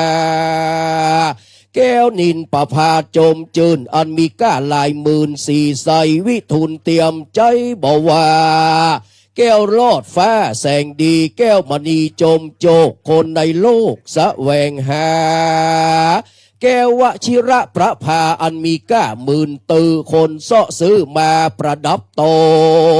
นเป็นแก้วมงคลเอกอ่างมรกตสว่างเขียวสีมหานินดีดำปลอดนินพักตกยอดแสงเรืองหมอกมุงเมืองกำแก่วิทุนนามเพิงแต่เหลืองสายก็ยังบ่ปอเรื่องร้อยสะอาดเต้ารัตนมณีจัดแสงดีสามดวงมีผ่านแผ่วเปิ้นห้องแล้วว่าพระแก้วเจ้าตั้งสามประการจื้นเจียงคานบ่เศร้าผู้คานนบน้อมเกลากาบยอคุณว่าสนิแต่เดเลสาธุสาธุโอกาสะพันเตคาแด่พระทิตไรรัตนาผ่านแผ่วพระแก้วเจ้าตั้งสามประการจันอันเป็นเจ้าเก่าเงาแห่งอนุตตรบุญญาเขตเหตุว่าอาจารย์ในวันนี้ก็มาเป็นวันดีติดที่อันวิสประเสริฐเลิศล้ำกว่ายิ่งกว่าวันและยามตั้งหลายวันเมงก็หมดใส่วันไตก็หมดปลอดนักขัตฤกษ์ก็ได้ยอดมหาลาภาเป็นวันที่พระสัทธาโตนผ่านแผ่วนั่งเหนือเต้นแก้วป่าแปะแล้วยังหมู่พญามารเหมาะแก่การกระทำพิธีตามประเพณีก่อนเก่าตามแบบเบาเบินมาอันเป็นศรัทธาความเจือของคนเมืองเหนือล้านนาไทยซึ่งมีใจพันนิดบ่เฮอพิษคอมนองของธรรมกรรมสั่งสอนของอริยสัพพุริสนักปราชญ์ครูบาอาจารย์เจ้าที่ได้กตาที่การมาแต่เก่าก่อนบ่เฮอผ่อนสูญหายบาดนานี้หมายมีสมณะศรัทธาและมูลศรัทธาอุปาสกะอุปาสิกาผู้คาตั้งหลายตั้งภายในและภายนอกภายในหมายมีสวาตุเจ้าพระเดชพระคุณพระภาวนาธรรมาภิรัตน์วิปัสสนาธุระเจ้าคณะอำเภอเมืองเชียงใหม่เจ้าอารามาธิปติวัดร่ำเปิงตะโพธารามเป็นต้นเป็นประธานพร้อมโดยอันเตวสิกพระภิกษุสงฆ์องค์เนนแม่ชีโยคีผู้ปฏิบัติธรรมและศรัทธา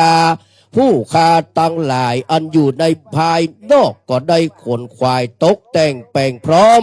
น้อมนำมายังวัตถุบุพาลาจาดวงดอกข้าวตอกดอกไม้เครื่องปรมิสะปูจาอันเกิดประสาทะแก่กาสามัคคีเหมือนกันจุผู้จุคนมากฎหมายแขวดหูร่ำเปิงหันอยู่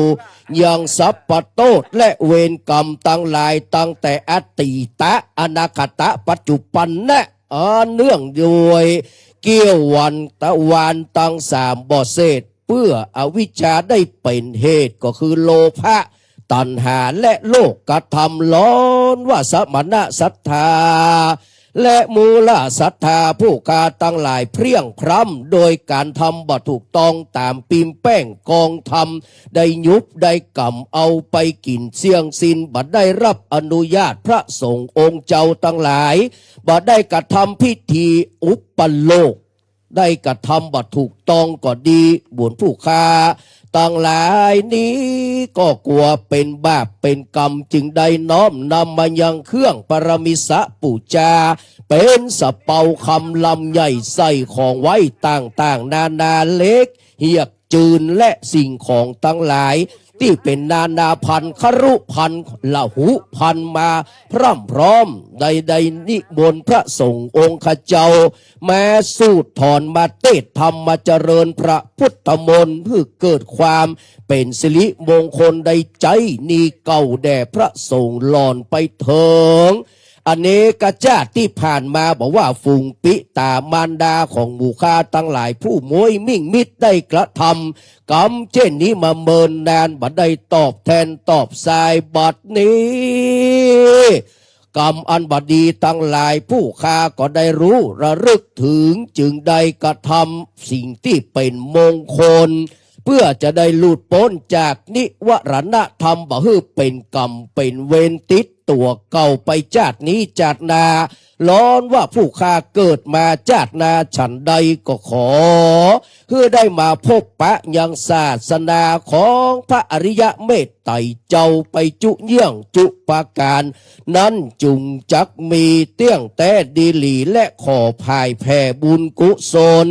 เยี่ยงนี้อันมีมากลายไปตดแก่นแดนสุดไปถึงเกเตวบุตรตนยศโยธพญาอินตาเจ้าฟ้าโพธสวรรค์ไปเตรียมตันแทบไก่เจ้าจตุโลกบาลตังสีนั้นใส่ตลอดจนถึงบุพการีชนเจ้ากรรมนายเวรอดีบุรพาจารย์อันมีหลวงปู่ทองสิริมังกละเทนเป็นตนเป็นประธานและถึงรายนามของที่ผู้ก่อสร้างอันเป็นบุรกษัตราธิราชสมัยพระเจ้าบางรายมหาราชอันมีพระนางอัตตปาเทวีซึ่งเป็นประธานกรรมการออกแบบดำเนินการก่อสร้างเจ้าเมืองยี่เจ้าเมืองเจียงไฮ้ผู้เป็นราชพิตุลาพระเจ้าอติวิสุทธเจ้าหมื่นเมืองตินเชียงและเจ้าหมื่นคำพระกลางเจ้าหมื่นธรรมเสนาปติเมืองจาเจ้าหมื่นหนังสือวิมนกิรติสิงหราชมนตรีเจ้าพันเชิงคดีรัตนปัญโยเจ้าหมื่นโสมราชพันคริกและตลอดถึงพระสงฆ์องค์ข้าเจ้าที่ได้ร่วมก่อสร้างมันมีพระมหาสามียานโพธิเจ้าพระมหาเถระสุรสีมหาโพธิเจ้าพระมหาธรรมเสนาปฏิเจ้าพระมหาเถระสัทธรรมธิระปรมประสาทเจ้า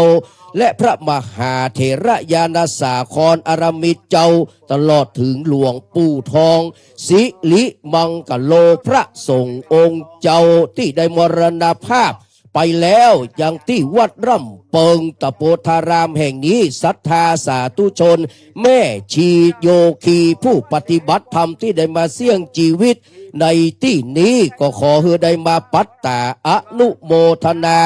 สาธุการยินดีกับเมตตาปราณีของพระเดชพระคุณพระภาวนาธรรมาภิรัตน์เจ้าอาวาสตลอดถึงพระสงฆ์องค์สามเณรและหมู่ข้าตั้งหลายบัดนี้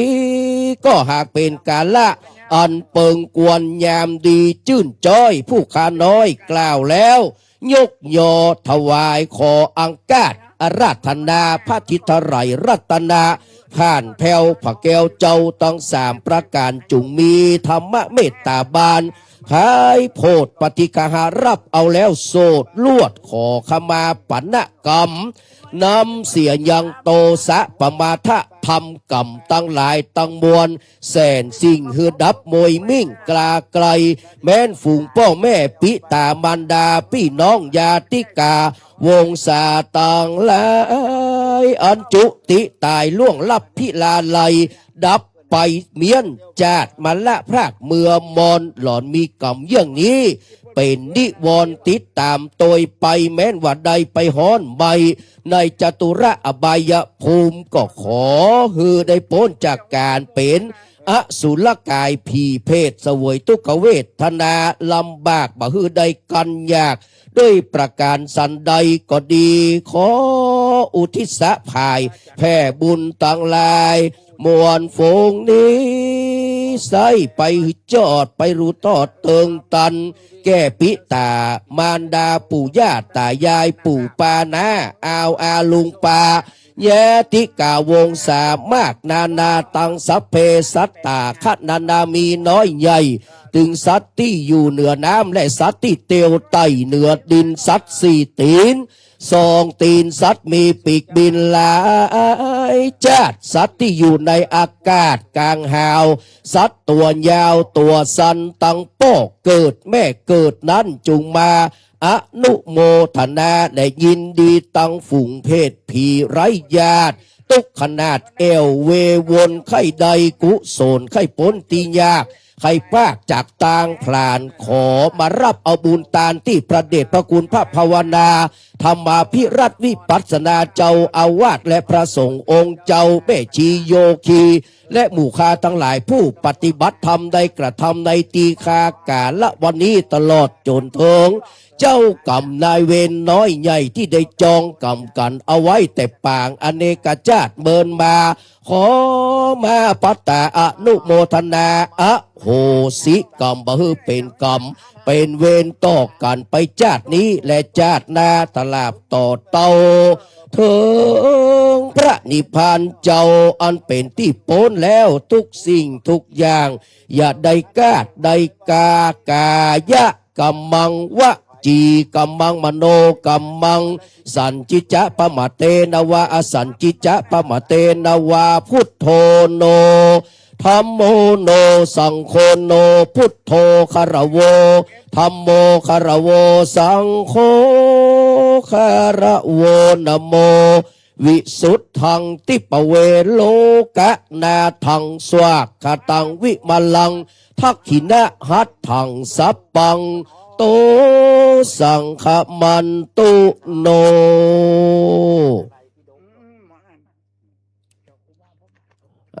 เรียบร้อยไปแล้วครับสำหรับการสุมาควตานพันธุทานิซึ่งพระครูอดุลศิลกิจที่จริงเขียนไว้นักกว่านี้เลยเอามาไว้เสี่ยงเดี๋ยวพ่อไปเทศธรรมตันนะครับต่อไปก็กล่าวถวายพันดะสัพพวัตถุพันดะทั้งหลายเป็นของทรงไว้ก่อนแล้วจะได้อปโลนกนกรรมขอกินกวตานต่อไปตั้งนะโมสามจบพร้อมๆกันแล้วก็ว่าตัวกระผมนะครับนะโมตัสสะภะคะวะโตอะระหะโตสัมมาสัมพุทธัสสะนะโมตัสสะภะคะวะโตอะระหะโตสัมมาสัมพุทธัสสะนะโมตัสสะภะคะวะโตอะระหะโตสัมมาสัมพุทธัสสะอิมานิมะยังพันเตกัปปิยะพันดานิสัปปริวารานิภิกขุสังคัสสะโอโนชยามะสาธุโนพันเตภิกขุสังโฆอิมานิกัปปิยะพันดานิสัปปริวารานิปฏิคันหาตุอัมหากันเจวะมาตาปิตุอาทีนันจะปิยะชะนานังทีคารตังหิตายะสุขายะวัฒนายะโชติกายะวิปุละถาตุจิรายะจะข้าแต่พระภิกษุสงฆ์ผู้เจริญข้าพระเจ้าทั้งหลายขอน้อมถวายเครื่องกัปปิยพันธ์กับทั้งของบริวารทั้งหลายเหล่านี้แก่พระภิกษุสงฆ์ขอพระภิกษุสงฆ์จงรับ จงรับ เครื่องกัปปิยพันธ์ เครื่องกัปปิยพันธ์ กับทั้งของบริวาร กับทั้งของบริวาร ทั้งหลายเหล่านี้ ทั้งหลายเหล่านี้ ของข้าพเจ้าทั้งหลาย ของข้าพเจ้าทั้งหลาย เพื่อประโยชน์ เพื่อประโยชน์ เพื่อความสุข เพื่อความ เพื่อความเจริญรุ่งเรือง เพื่อความเจริญรุ่งเรือง และเพื่อความมั่นคงไพบูรณ์ และเพื่อความมั่นคงไพบูรณ์ แก่ข้าพเจ้าทั้งหลายด้วย แก่ข้าพเจ้าทั้งหลายด้วย แก่ปิยชนทั้งหลาย แก่ปิยชนทั้งหลาย มีมารดาบิดาเป็นต้นด้วย มีบิดามารดาเป็นต้นด้วย ตลอดกาลนานเทิ ตลอด น กาลนานเทิน ธุ นิมนต์ครับ นะโมตัสสะภะคะวะโตอะระหะโตสัมมาสัมพุทธัสสะนะโมตัสสะภะคะวะโตอะระหะโตสัมมาสัมพุทธัสสะนะโมตัสสะภะคะวะโตอะระหะโตสัมมาสัมพุทธัสสะสุนาตุเมพันเตสังโฆข้าแต่พระสังฆเจ้าจุตนจุองค์อันมาถึงในฐานันตระที่นี้ บัดนี้ก็หากหมายมีสัมมานะศรัทธาและมูลศรัทธาทั้งสองฝ่ายกันนาตั้งภายในภายนอกภายในหมายมีพระเดชพระคุณท่านเจ้าคุณพระภาวนาธรรมาภิรัตน์เจ้าอาวาสแห่งวัดลำเปิงตะโพธารามฐานันตระที่นี้เป็นเก้าแก่พระผีโคเจ้า สามเณรเจ้าจุโตนโหนแห่งห้องไปนอกศรัทธากุลุอุปถากใหญ่น้อยยิงใจตินจองรองวัดตกเหนือออกใต้ก็มีสมานฉันท์พร้อมเพียงกัน น้อมเอามายังกะหลูพันละหูพันสปะวัตถุนานาทั้งหลายมวลฝูงนี้ มาทะปันนาถวายแก่พระสังฆเจ้า ก็หากตกเป็นของสงฆ์บ่เจาะจงแก่พระภิกขุรูปใด ในโอกาสนี้ข้าพเจ้าจักตั้งตนเป็นพัทธุเตสกะ ผู้แจกพัดแก่สงฆ์ตามพระบรมพุทธานุญาตต่อไปที่สุขตั้งหลายกันบ่เปิงใจก็ทักท้วงขึ้นบัดนี้ บัดนี้พระสังฆเจ้าก็ตุนหิภาวะอยู่ปกปากจุตนผู้ข้าจักกะตำตนเป็นพัทธุสกะอาพัทตุเทสกะ คือการแจกพัดแก่สงฆ์ด้วยอปโลกนกรรมตามพระบรมพุทธานุญาตต่อไปอายังปฐมภาโคสังฆเถระสะปาปุนาติ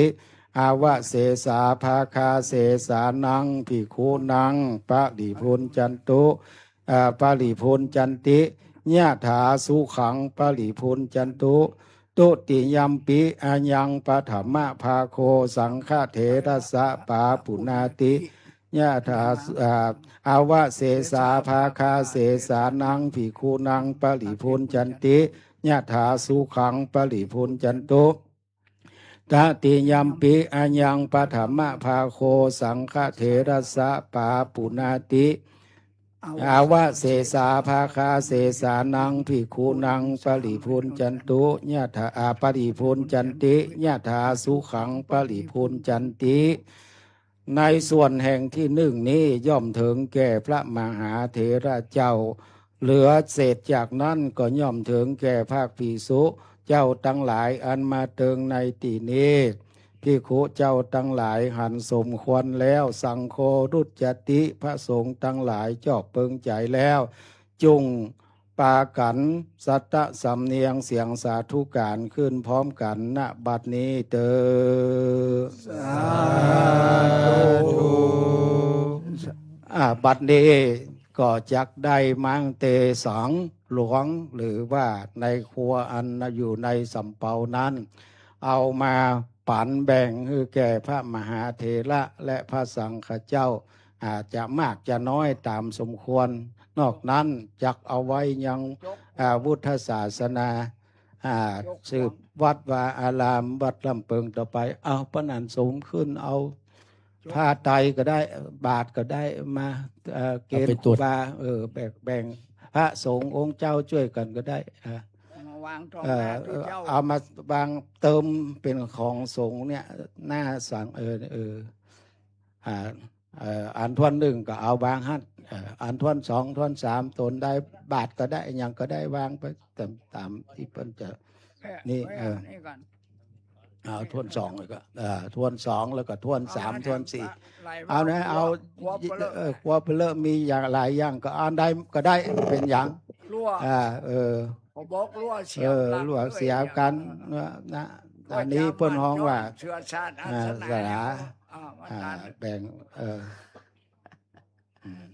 ถ้วยไทยไรปากเอาตัวนี้ก็พอแล้วกันเนาะ หาย มันครบ ปาก มันครบเก้าองค์เหรอ เชื้อชาติ เก้า ศ องค์ สนา โตนต ครบเก้ารูปเหรอ จำวันจ้อนวะนะ ำถ้ามีสายยางเลยเด้อสายไฟก็มีครับพ่อ เอาพอ อันนี้มาอยู่ในอันนี้นะก่อนที่พระครัวดูนแต่งมีสร้างนั่นแบบนี้นะเที่ยวมาเนี่ยเป็นรุ่นใหม่หมดแล้วเนี่ยต้องมาเขียนใหม่แล้วพ่อ พัวเพื่อนมีเหรอ เอาประมาณดีก็เอาละพอถ้ามันครบเก้าตูนแล้วก็เอาละเหลือนั้นไว้วัดเหลือนั้นเอาไว้วัดพอละแต่นั้นก็เป็นโต๊ะเป็นของคารุพันธ์เอาไว้กับวัด เอามาเป็น บัดนี้ก็เจ้ามูลสถาพนานสมห้องมาเกณฑ์ จากนี้ไปนะครับกราบอาราธนาพระเดชพระคุณหลวงพ่อนะครับพระภาวนาธรรมภิรัตน์วิปัสสนาเจ้าอาวาสได้ถวายกันพระพุทธและประธานสงฆ์กับกราบอาราธนาครับแล้วก็รองเจ้าอาวาสท่านอาจารย์พันธ์นิมนต์นะครับเข้ามาเลยครับเดี๋ยวแล้วก็มีโยมไปทางท้ายเนอะคุณอย่างก็แก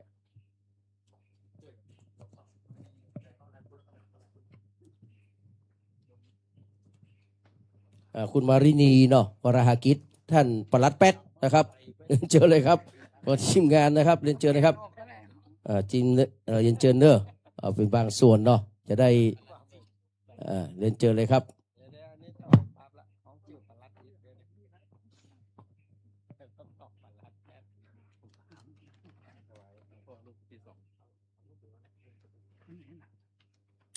ขอบถวายเลยครับ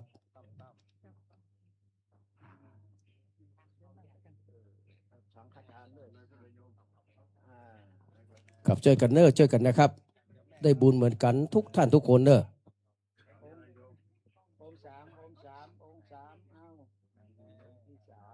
ถวายเลยครับสาธุสาธุเนอะอีแม่ลูกมานี่มอบปอจ่านี่นี่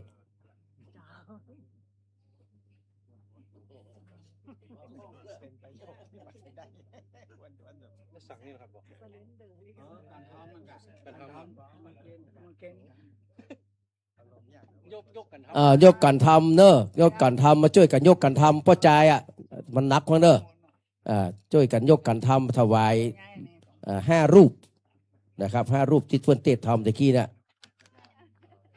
เอาพ่อใจแข็งแรงหน่อย อุบาส เชิ ก ญเลยครับ อุบาสก ครับ อ่า ผู้หลวงผู้กำนันกันมาเถอะได้หมดละ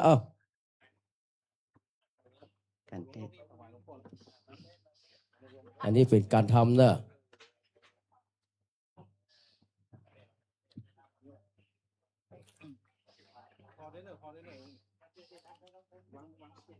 อันนั้นต้นนั้นไม่ใช่กันต้นเงินไม่ใช่เนาะ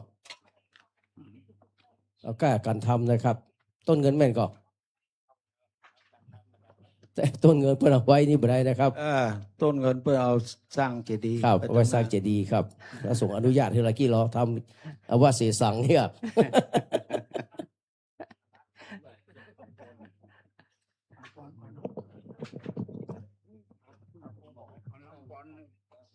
ต่อไปเนอะตั้งจิตตั้งใจรับพรกรวดน้ำหมายตาเนอะ ยะถาวาลิวะหาปุระปริปุเรนติสากาลัง เอวะเมวะอิโตตินังเปตานังอุปกปปติอิชิตังปฏิตังตุมหังหิปะเมวะสมิสันตุ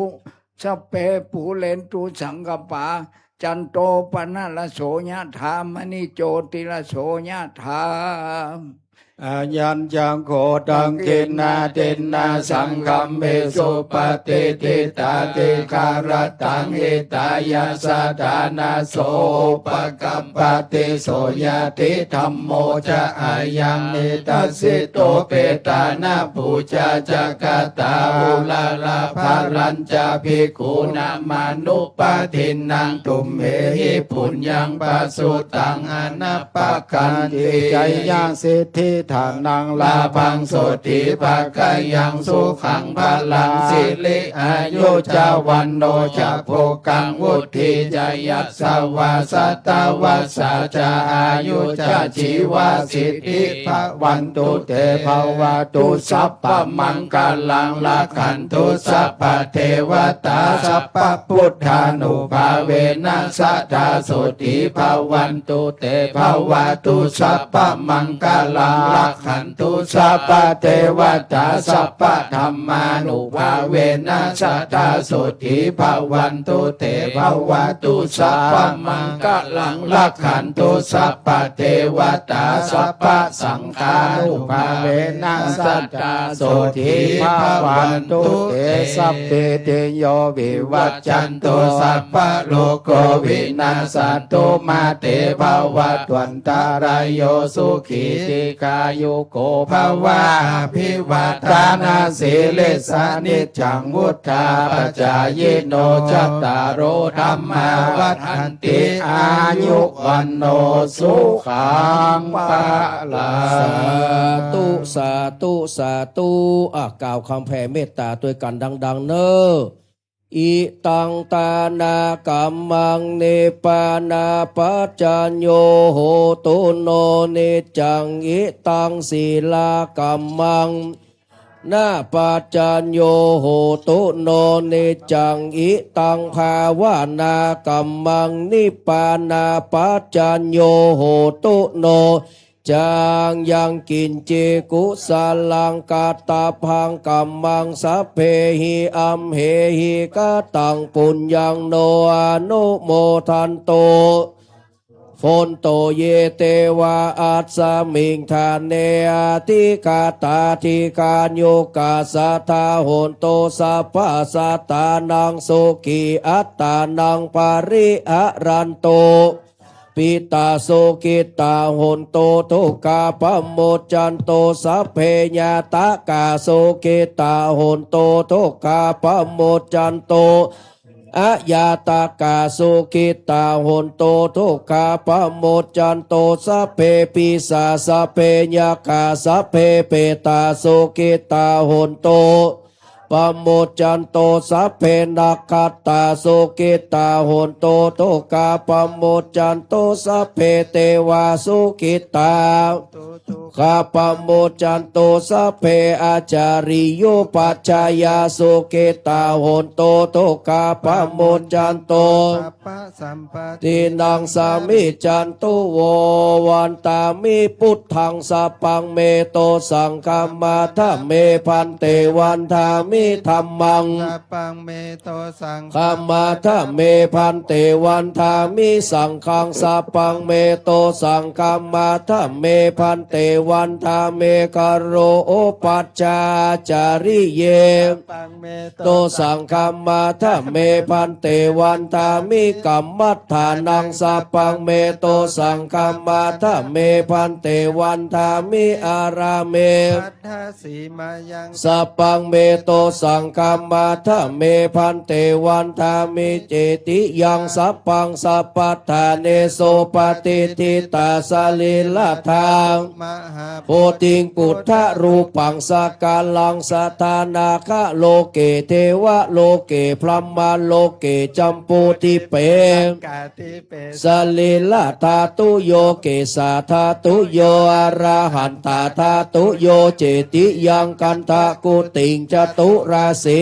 สาอาเส ธรรมขันเทสัพเพสังปาทเจติยังอหังวันตามิสัพพะโสหาวันตาน้อยหลวงปู่ทองก่อนเนอนะครับโอ้โหเปิ้นมีรูปตั้งใดก็ได้ขอให้มีใจกันแล้วกันเนอ วันตามิพันเตสะปังอาปะละทังคัมมาทะเมพันเต มะยาก ะตังปุญญังสามินาอนุโมเทตาพังสามินากะตัง ปุญญัง ไม่หังทาทัพพังสาธุสาธุอนุโมทามิต่อไปหันหน้าไปตังอย่างพระสงฆ์เจ้าอันมีหลวงปู่พระครูครูบาจันตะลังสีวัดกูเต้าเป็นต้นเป็นประธานเนอก้มหัวลงสักเล็กน้อยกล่าวคำวันตาน้อยพร้อมกันนะครับ วันตามิพันเตสะปังอาปาราทังกามาทะเม เต มายากาตังปุญญังสามินาอนุโมเตตาพังสามินากาตังปุญญัง ไม่หัง ทาทะพังสาธุสาธุอนุโมทามิ อิคาโยโกอโยวันโอสุขังปะลา สาธุสาธุสาธุ หลวงพ่อท่านเจ้าคุณมา เอาขันมาขออนุญาตรับสงฆ์ เอาปิ่งเรือปิ่ง เอาพระสงฆ์องค์เด่นก็มาด้วย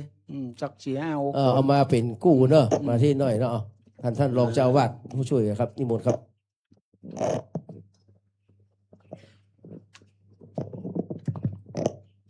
เอาไม้ถ้ามาเติงก็เอาไม้ให้หลวงพ่อเนอะ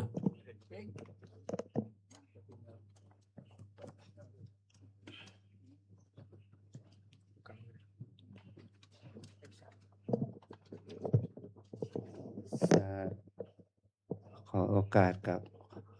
พระเถรานุเถระครูบาอาจารย์ทุกรูปก็กระผมในนามของคณะสงฆ์ทั้งมวลและอุบาสกอุบาสิกาศรัทธาจะได้ขอโอกาส ที่จะให้ครูบาอาจารย์ท่านได้ลงอุปโลกกันบูรณะศิษย์เจดีย์อันเป็นโบราณสถานของบ้านน้ำเปิงณโอกาสบัดนี้ครับ สาธุสาธุสาธุโอกาสะวันตามิพันเตคะแดพระสังฆเจ้าพระเถรานุเถระทั้งหลายจนทุกองค์บัดนี้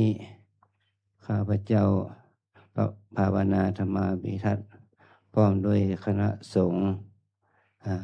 ภิกษุสงฆ์สามเณรแม่ชีโยคีอุบาสกอุบาสิกาทั้งไปในไปนอก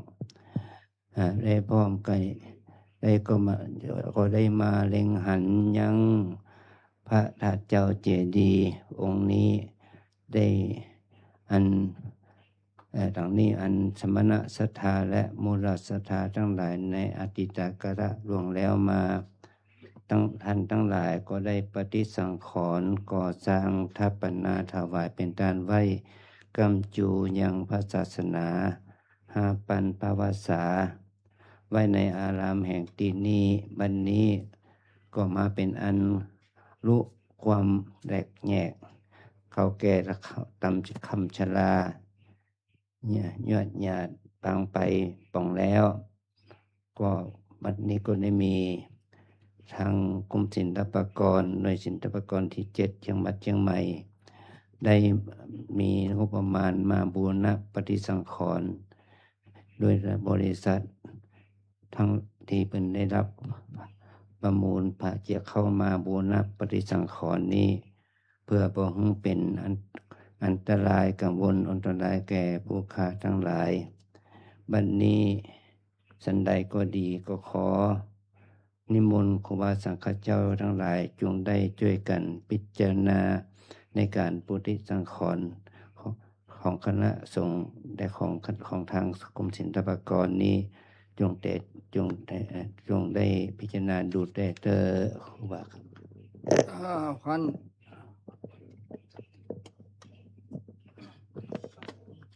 พันเตฆาแด่พระมหาสังฆเจ้าทั้งหลาย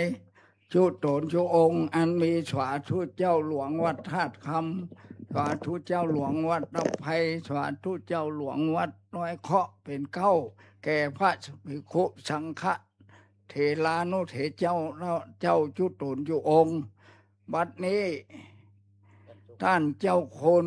พระภาวนาธรรมาภิรัตน์เจ้าอธิการสมภารวัดลำเปิงตะโพตารามที่นี่เป็นเก้าพร้อมกันด้วยพระภิกษุพระภิกขุสังฆสามเณรเจ้าสามณศรัทธามุนศรัทธาทั้งหลายจุตนจุองค์จุผู้จุคนทั้งหลาย ก็มาเล็งหันพระธาตุเจ้าเจดีย์เก่าแก่โบราณประดิษฐานสร้างนางขวงแก้วเจ้าตั้ง3 พระการในสันฐานวัดลำเพิงดวงนี้สมณศรัทธามุลศรัทธาทั้งหลายหากได้สร้างถวายเป็นทานแก่พระสังฆเจ้าทั้งหลายตั้งแต่อดีตล่วงแล้วจึงได้มอบผงไว้คือแก่เจ้าอธิการสมปานสืบกันมาทลาบถึงบัดเดี๋ยวนี้ก็มาอันเป็นลุค่ำต่ำจลายะหยาดเปปังไปพ้องแล้วบัดนี้ท่านเจ้าอธิการสมปานท่านเจ้าคุณก็มาโปร่งวางคือแก่เราทั้งหลายอันเป็นพระสังฆบัดนี้เราทั้งหลายก็ควรพุทธาถามกันฮือตัดแม่นกันแล้วควรสู่ถอนด้วยญาติเสียตั้งสี่และตำกลางแล้วอนุญาตฮือเขาเจ้าข้าเราต้านทั้งหลายได้รีดมั่งของตาลว่าพระมหาเจติยธาตุเจ้าเก่าแก่โบราณที่นี้แม่นว่าเอามาดินจีเม็ดหินดินชายสไตล์ไปตุ่มไปตอดนอกวัดนอกวาในสันฐานที่หนึ่งที่ใดก็ขอยาได้คือเป็นป่าประกำดำมืดเศร้าห้ามรับหนทางเข้าสู่นั้นผ้าเนรปานขอคือได้กลายเป็นฝุ่นดินไปแล้วก็ขอคือได้กลับกลายเป็นบุญเป็นกุศลอันยิ่งอันใหญ่เหตุนั้นเราควรทั้งหลายมาอนุญาตคือเขาต้านเจ้าทั้งหลายได้สร้างปกแต่งแปลงช่อมแซมเสียก็ควรแลคือได้เป็นกุศลพระนาบุญอันยิ่งใหญ่แก่ศรัทธาตั้งภายหาชนะศรัทธาตั้งภายในและภายนอกแม่นเก็บเอาได้ไปถูกทิ่มต่ำยังเม็ดหินดินทรายสไตล์ดินจีอันนี้ก็ขอคืออนุญาตคือได้เชี่ยงช้ำอย่าได้เป็นบาปเป็นกรรมแล้วคือชมนาศรัทธาและมุนาศรัทธาทั้งหลายไปไหนไปนอกพร้อมใจกันกึดล่ำตำช่างปฏิสังขรณ์พระธาตุเจ้าเจดีย์ดวงนี้คือการคือกุ้งคือลุ่งคือเหลืองเป็นที่ไว้เป็นที่สาเป็นที่กำศาสนาพระพุทธเจ้าทลาบต่อเต้า5,000พระวสาไปหน้าเด็ดเด้อ สุนาตุเมพันเตสังโฆข้าแต่พระสังฆเจ้าจุตนจุองค์ในทีฆากาละบัดนี้สุนันตุจุงจักฟังวาจนังยังกรรมเมแห่งข้าพระเจ้าจักว่าดังนี้พระมหาธาตุเจ้าเจดีย์หลังนี้ก็หากเป็นของโบราณตั้งแต่เก่าอันพระนางเจ้าอัตตปาเตวีและพระเจ้ายอดเชียงรายก็หากสร้างมาแต่จุลศักราชได้854ตรงกับวันที่30มีนาคมปีพุทธศักราช2035มาถึงปีปัจจุบันได้534ปีก็มาลุค่ำจะลาวะหยาดปังลงไปพ่องแล้วจักเป็นอนทลายไปหน้าบัดนี้ผู้ข้าก็หันสมควรว่าเอาจักอนุญาตปงปันพระเดชพระคุณท่านเจ้าคุณพระภาวนาธรรมาภิรัตน์พร้อมโดยคณะกรรมการและกรมศิลปากรได้ประกันบูรณะซ่อมแซมแต่งแปลงให้ดีคืองามแก่วรพุทธศาสนาไปหน้าท่านทั้งหลายว่าจะนั่งฟังยังกรรมข้าพเจ้านี้หากพอใจถูกใจเปิงใจดังอันก็จุตนจุองค์ก็จุงปากันตุนหิภาวะอยู่บ่ปากแป้นบ่เปิงใจดังอันก็จะขอฮือทักท้วงขึ้นในถ้ำกลางสงฆ์ณบัดนี้ บัดนี้จุตนจุองค์ก็บ่มีไผทักท้วงคืนใด ก็หากตุนหิภาวะ อายุบ่ปากแต่ก็ขอฮือได้ปากันกะตำสัตตะสำเนียงเสียงสาธุการณบัดนี้เตอ สาธุสาธุ สา สาธุอนุญาตขาดปุ่งเนอ ต้น เอา นี้ ละกรรมนี้เขาจะได้ถอนถอนครั้งแรกนี้เขาจะจุ่มนุมสงฆ์จำนวน5 ตนเอาเอาสตวงไปจุไว้ที่ถาดด้านเดียวก่อน จากนั้นการสงฆ์ถอนอักขระสีหมู่การถอนอักขระสีหมู่ก็คือการถอดถอนยังอักขระพุทธบาลีหรือว่าการสวดมนต์สวดปอนตังมวลตังเสียงออกจากพระธาตุนี้แล้วคือเป็นหินเป็นปูนเป็นดินเป็นทรายเหมือนเก่าแล้ว ตอนนั้นเราจะได้ถอนพระเจดีย์4 ทิศะ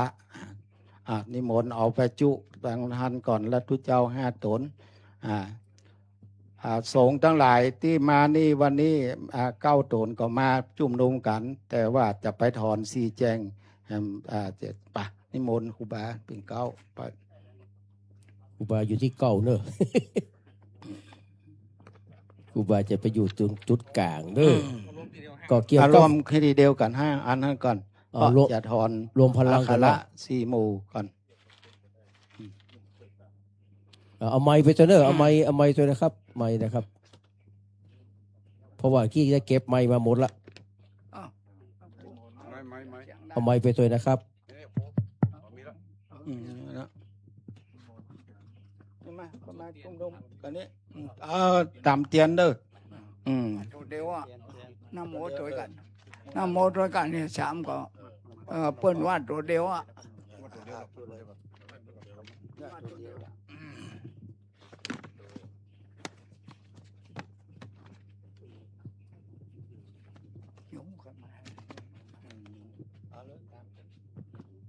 ทำเทียนแช่เนอะเทียนแช่ด้วยเนอะ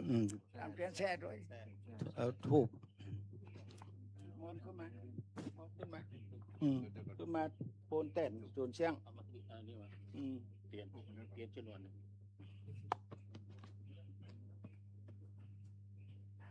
น้ำโม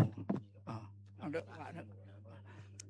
นะโมตัสสะภะคะวะโตอะระหะโตสัมมาสัมพุทธัสสะนะโมตัสสะภะคะวะโตอะระหะโตสัมมาสัมพุทธัสสะนะโมตัสสะภะคะวะโตสัมมาสัมพุทธัสสะอัฏฐาระเกมหาเจติยะสัจเจนะมูลกะโตสังทินทัตตัพพังสุนาตุเมพันเต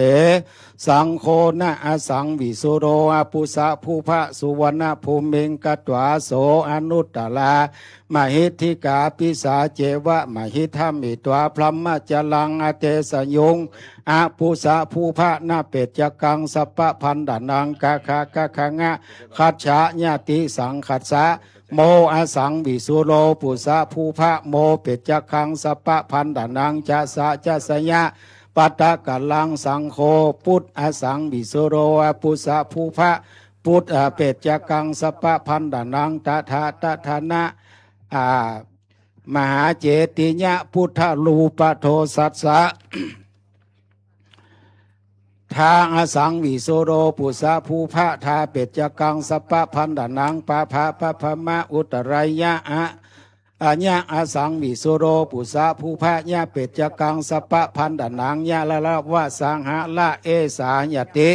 สุนาตุเมพันเตสังโฆนะอสังวิสุโรอาปุสะภูพะนาเปจกังสัพพพันดานังกะขากะขังะมหาเจติยะพุทธลูปโตสัสสัง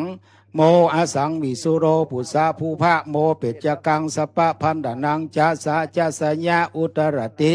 ธรรมอสังวิสุโรปุสะภูพะธรรมเปจกังสัพพพันดานังตถาตถนะยัสสายัสสมะโตมาอสังวิสุโรปุสะภูพะมาเปจกังสัพพพันดานังปะภะปะภมะขมติ ญะอาสังวิสุโรปุสาภูพะญะเป็จจกังสปะพันดานังญะละละวะสังหะละกามอาลามะโตสัสสะมหาเจติยสะโตสัสสะพุทธรูปโตสัสสะนะอาสังวิสุโรปุสาภูพะนะเป็จจกังสปะพันดานังคาคากะคะงะอุปโรโสโมอาสังวิสุโรปุสาภูพะโมเป็จจกังสปะพันดานังจาสะจาสัญญะโสตุนะหัสสะยัสสะนะขมติสังอาสังวิสุโรปุสาภูพะสังเป็จจกังสปะพันดานังตถะตถานะอุปาตังสังเคนะทางอาสังคางอาสังวิสุโรปุสาภูพะคามูปาสกะมูอุปาสิกามูลกะโตสังคาเป็จจคังสปะพันดานังปาภาปะพมะขมติสังคสะญะอาสังวิสุโรปุสาภูพะญะเป็จจคังญะละละวะสหะละสัปปะพันดานังตัสมาตุนหิเอวเมตังธรายามิยังกินชีวิตังเอ อิ ต ทาวังโหลังวาสเกสุวายังรัตนังปานิตังนันโนสัมมังอธิตถาคเตนะอิตัมเป เทระตนัง ปานิตังเอเตนะสัจเจนะสุวัเทหนตุยังกินจีวิตังอิทาวังโหลังวาสเกสุวายังรัตนังปานิตังนันโนสัมมังอธิตถาคเตนะอิตัมเปสัมเมรัตนังปานิตัง เอเตนะสัจเจนะสุวัตเตหนตุยังกินจีวิตังอิทาวาหุรังวาสเคสุวายังรัตนั นั ง งปานิตังโนสัมมังอธิตถาคเตนะอิทัมปิสังเครัตนังปานิตังเอเตนะสัจเจนะสุวัติโหนตุ นันโตปะนันตะพุ พุ ช ช า กังวิพุทังมายิทิงพุเตนะเทระพุชเกนะธรรมาปยันโตอิตุปเตสวิตินา จิตวามุ มุ นิ นิโนตันเตจะสาภวันตุเตชยมังคลานิ นันโตปะนันตะ ถ้าพุชกังวิพุทังมาหิทิงพุเตนะเทระพุชเกนะธรรมาปยันโตอิตุปเตสวิตินาจิตวามุนิโนตันเตจะสาภวันตุเตชยมังคลานินันโตปนันตะพุชกังวิพุทังมาหิทิงพุเตนะเทระพุชเกนะธรรมาปยันโตอิตุปเตสวิตินาจิตวามุนิโนตันเตจะสาภวันตุเตชยมังคลานิ นี่นะโมพุทธัสสะนะโมธัมมัสสะนะโมสังฆัสสะไสยะทิทังหูรูสวาหานะโมพุทธัสสะนะโมธัมมัสสะนะโมสังฆัสสะไสยะทิทังหูรูสวาหายะนะโมพุทธัสสะนะโมธัมมัสสะนะโมสังฆัสสะไสยะทิทังหูรูสวาหา นี่ย้ายอันสตวงไปสี่ยกสตวงไปสี่ด้านสี่แวดพระธาตุเนี่ยเราเอานี้ไว้คือครูบานี่เพิ่นท่านเจ้าคุณมาที่ครูบานี่มาใกล้ๆนี่น้ำมนต์มาตัวน้ำมนต์ที่เพิ่นอันนั้นก็เดียวครูบาเพิ่นจะเอาไปยายมนต์พระสังฆเจ้าที่ได้ใบนั้นก็สวดถอนเจดีย์เนอะเอามาแวดทางเพชรอันนี้อันนี้นี่ โล นี่ กะเฮมินะมุวัสสะมะภูตเนตัตตะมโหสัทธะจันทกุมาลีมาสิทธิวิมานละชุทันจะจตานวะวาวะเววะเวิร์ดคุณจิกุละให้กายวิกุละกุละเวทัสละพุนกละอังโมเมยเอ่ยไม่ชุทันตานาโ สุนาตุเมพันเตญาติสังคสะปะตะกันลังสังโฆมหาเจติยังสัพพะ ตัปปะชิ สั มาง ตัปปะชิมา สะพยัญชุทรายะเอสาญปุสินาเมพันเต เอ่ย สัง ปฏิทินมหาเจติโกลาโอหันนังยักขปิชาจังลักขสังชาหิโลตปัญชาทุจิตนาโมยัสสะสัพพะลายลมสัสติมหาชติใจมหาเจยชิติบุญชิติสุทธะชุทธะ ตัว เจ นา ม หั หา สายัสสานะ กาเลญโสวายคินีวาคินาโลวาคินาลีวาม หาเจติยัง วาอินตะวิอิทิปฏิวาพ ข้า ระ มา ลา สัง ธิป สัง ฏิ ฆ วา สา ลุ สั น ส หา มา ย ปุญญิ ยั เอ ต ว ถะ เมตังทาลยา วันเมสลาโจวาจักวัติมหาจักวัติวาพุทธปัจเจกพุทธอลังกาสาวกังละขันตุเชนติสวางหะอมสิทธิจญกาลธรณีสัพพะทวีมหาสวายเวตองกวงเกิดกองธรรมลักขิโตนะหังกัปปะสัพพะสัพพะเทวะอนุรักขันตุสัพพะพยังยังขะยังขาพลายันตุตังสเปปุทาลักขิโตนามหังธรรมลักขิโตนามหังสัพพะลักขิโตนามหังติ อุปาตังสังเคนะมหาเจติยังสัปปริกาโทสังสัพยังขมติสังคสะทัสมาตุนิเอวะเมตังภารยามิสุนาตุเมพันเตสังโฆยติสังสัพพะกรังสังโฆมหาเจติยังสัปปริกาโทสังสัพยังอุทารยเอสายติสุนาตุเมพันเตสังโฆมหาเจติยังสัปปริกาโทสัง มาเมยมาเมืองมาไม้ไอ้ฟ้าไก่เกิดเกิดมอกตกฉลอกกิริกิติกตาวิภวัติพมพิชวัตพิชนุภวัติชนะนะปัตโนโชวัติสังในญาญาถอดญาพระโลสังฆะสังจะขมติสังสัตตสมาโลหิเอวเมตังภารยาเจยะมหาเจโยทาระนะมหาทาระนียะขับปัทวีสวาสาสวาหายโอมนะโมนะรายะขอจาทุนิตปุณกายะมหายะขันปัจจาสะอุปกายาปัตตมะพิมพจักเขนะภารยามิธรรมะมหาละหัตติสายันทีธรรมละเสทธมหายังขาปุเวละทัตตะทะวิรุณหะวิรุปกะมหายังขาพละนะนันนี้ปิงกะเลเสทโทมหานาโกจันตะชุดิยะพรหมนะพรหมนะอินตามหาเทโวสวาหะกะมหาไอทางหูลูสวายตุลาพิโนกเวกนกหางหงเหยหางปักหางไฟต่ำไตค่ำคืนปะทังปัทนาทององสิทธิมาละมหาสิทธิมาละอินตะวะลุนังมหาวะลุนังไอยะเหิงสิทธิธนะทาลาปัตตะละเยกปุ่นความจักรวุฒิพุทธวะพุทธพลุโสไม่คันโตไม่คันตะเลอะละวันเนพระพิเทโตมหาวิเปจะกินิหิริวัตสตินะมาปูจาญะมหายะขาสวาหังสวาหายอมนะโมสิทธิกาญะกวิละรัตนะสะรัตนะทระอาทลาญะสัทธลูมันจะละญะวิตาหัตถาคะตาญะจตุมาลาปลาญะนังจตุมาลามาญาลาวินาญะจตุมุขสันตาญะมหาโพธิมุนเลนินนินันนิยะนะญาจตุมาลาปลาญะนังจตุมาลาญะปาลาวินาญะอเนกะดุเตวัตาญะสัพปริวาลังอิมังมันตังอัสสะไตญะปัสสะไตญะหะนะหัตถาคตาปัจจามละนังสัพปะสัทธลูวินาสันตุสัพพยัคขากุมพันดาลขันตุภูตะปันทะยัคขปันทะนิปันทะมิตตะปันทะเตวะสัพพันธะอ่องเหิงพุทธสวหายธรรมสวหายสังฆสวหายอมนะโมสิทธิเกจิญาจันตุนาปะหาญะตันติขายุกาญาจันตุลัมมะขะญาขาญะปันทะญาหะนะหะนังขันทังจตุละมาลัมมังลัมภะอมนะโมสิทธิจิลายันตุ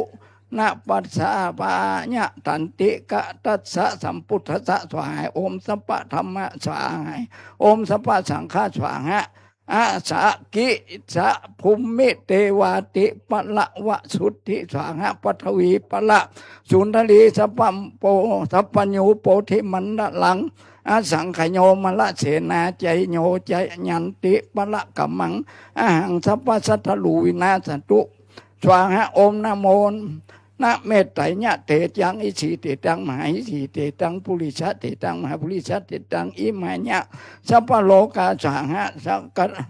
ชักกะตวามหาปะลังมหาโภกังมหาญัสสังมหาปริวาลังสัมปันนังอุตมะรูปะวะลังปะลังสังหัสสะ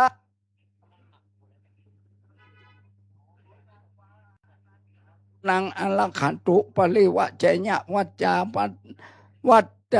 วัตติอมสิทธิสวางะอมนะโมสัมโพธโอทิปันนังเกนะสิทธิญาปุตทะภูโตตาศีละญะเนคขมะปัญญาญะสหวิริญะขันติญะสัจจะอธิฐานญะวาเมตไตเมตตาอุเปกขาญะวาอเวละธรรมลิวะโตสะมุตตตาปปติสะตัสสะปาลมิโยตังละขันตุอากันในญาติสะอาสะปาลมิโยตังละขันตุตักขินาทิสาญะตัสสะปาลมิโยตังละขันตุเนหะละติทิสาญะตัสสะปาลมิโยตังละขันตุปัสสิมาญะทิสาญะตัสสะปาลมิโยตังละขันตุเปียปฏิสาญะตัสสะปาลมิโยตังละขันตุอุตรติสาญะตัสสะปาลมิโยตังละขันตุอิสาญะติสะปาลามีโยตังละขันตุเหติมาญะติสะยังตัสสะปาลามีโยตังละขันตุภูมิตัสสาญะตัสสะปาลามีโยตังละขันตุสัพพติสาญะตัสสะปาเลมิโยตังละขันตุสัพพตาอมสุภูสุตุโยโยตุเมตตัญจสัพพโลกสมิงพุทธังสนังตันธัมมังสนังตันสังฆังนังตังพุทโธพุทธังหมดตัวเจ้าอยู่หน่วงหัวกันนะนี่ฮะ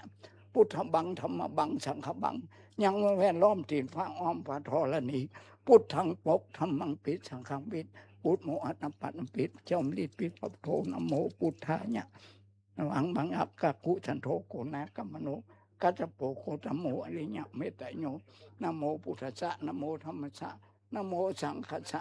เหยะทิตังอุรูสาโน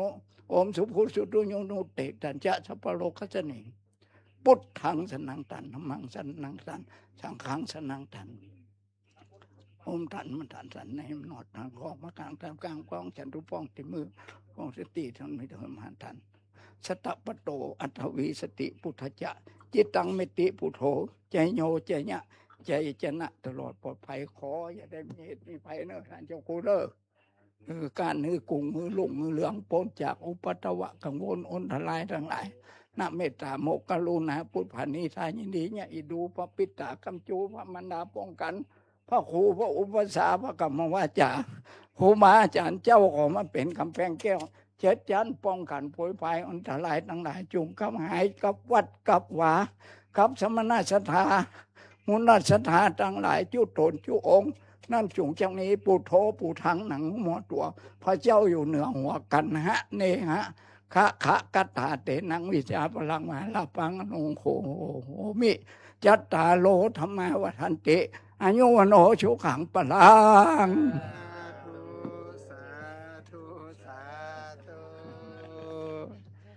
ปริพุนนังเรียบร้อยในการสูดถอนแล้วก็การอนุญาตปลูกปั่นจากนี้เป็นต้นไปก็จะได้เป็นเรื่องของศาลาจะได้เข้ามาบูรณะปฏิสังขรณ์หลวงพ่อว่าตะกี้เหมือนกับเฮาจะช่วยให้คนเฒ่าพ่ออุ้ยแม่อุ้ยพระธาตุเจดีย์แข็งแรงได้อยู่กับลูกกับหลานสืบต่อไปตลอดกาลนาน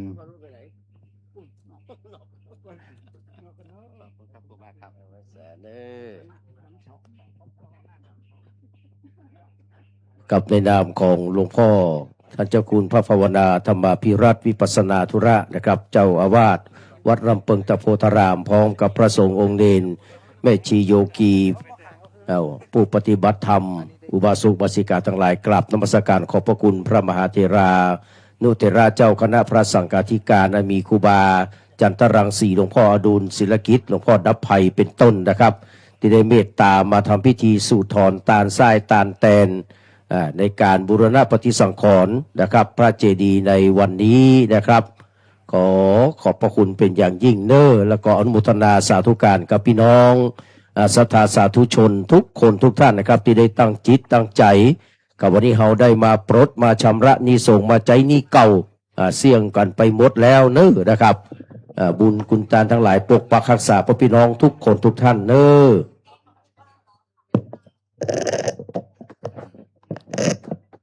ขออนุโมทนาขอบคุณพ่อหลวงแม่หลวงท่านศรัทธาญาติโยมอุบาสกอุบาสิกาที่ได้มาร่วมกิจกรรม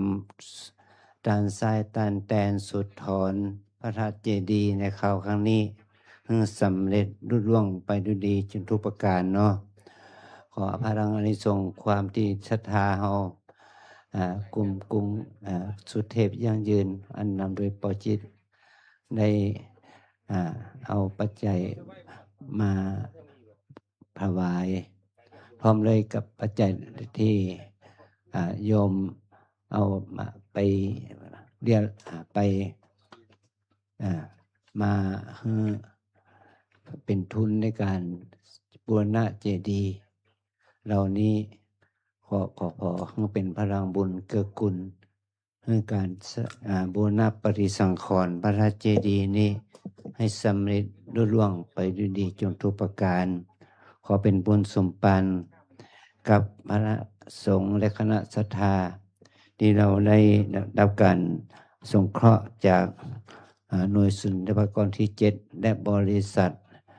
กระเวกจำกัดเป็นผู้รับจ้าง แล้วก็ปัจจัยที่เราได้รับขอเอาเป็นเงินของงบประมาณแผ่นดินเราจะได้มีโอกาสที่จะทำกิจกรรมนี้ให้มันคงให้ดีเพื่อให้เกิดบารมีแก่พระสงฆ์องค์เนรและแม่ชีโยคีทุกท่านที่ได้รวมสร้างรวมแปลงรวมบูชาพระธาตุเจดีย์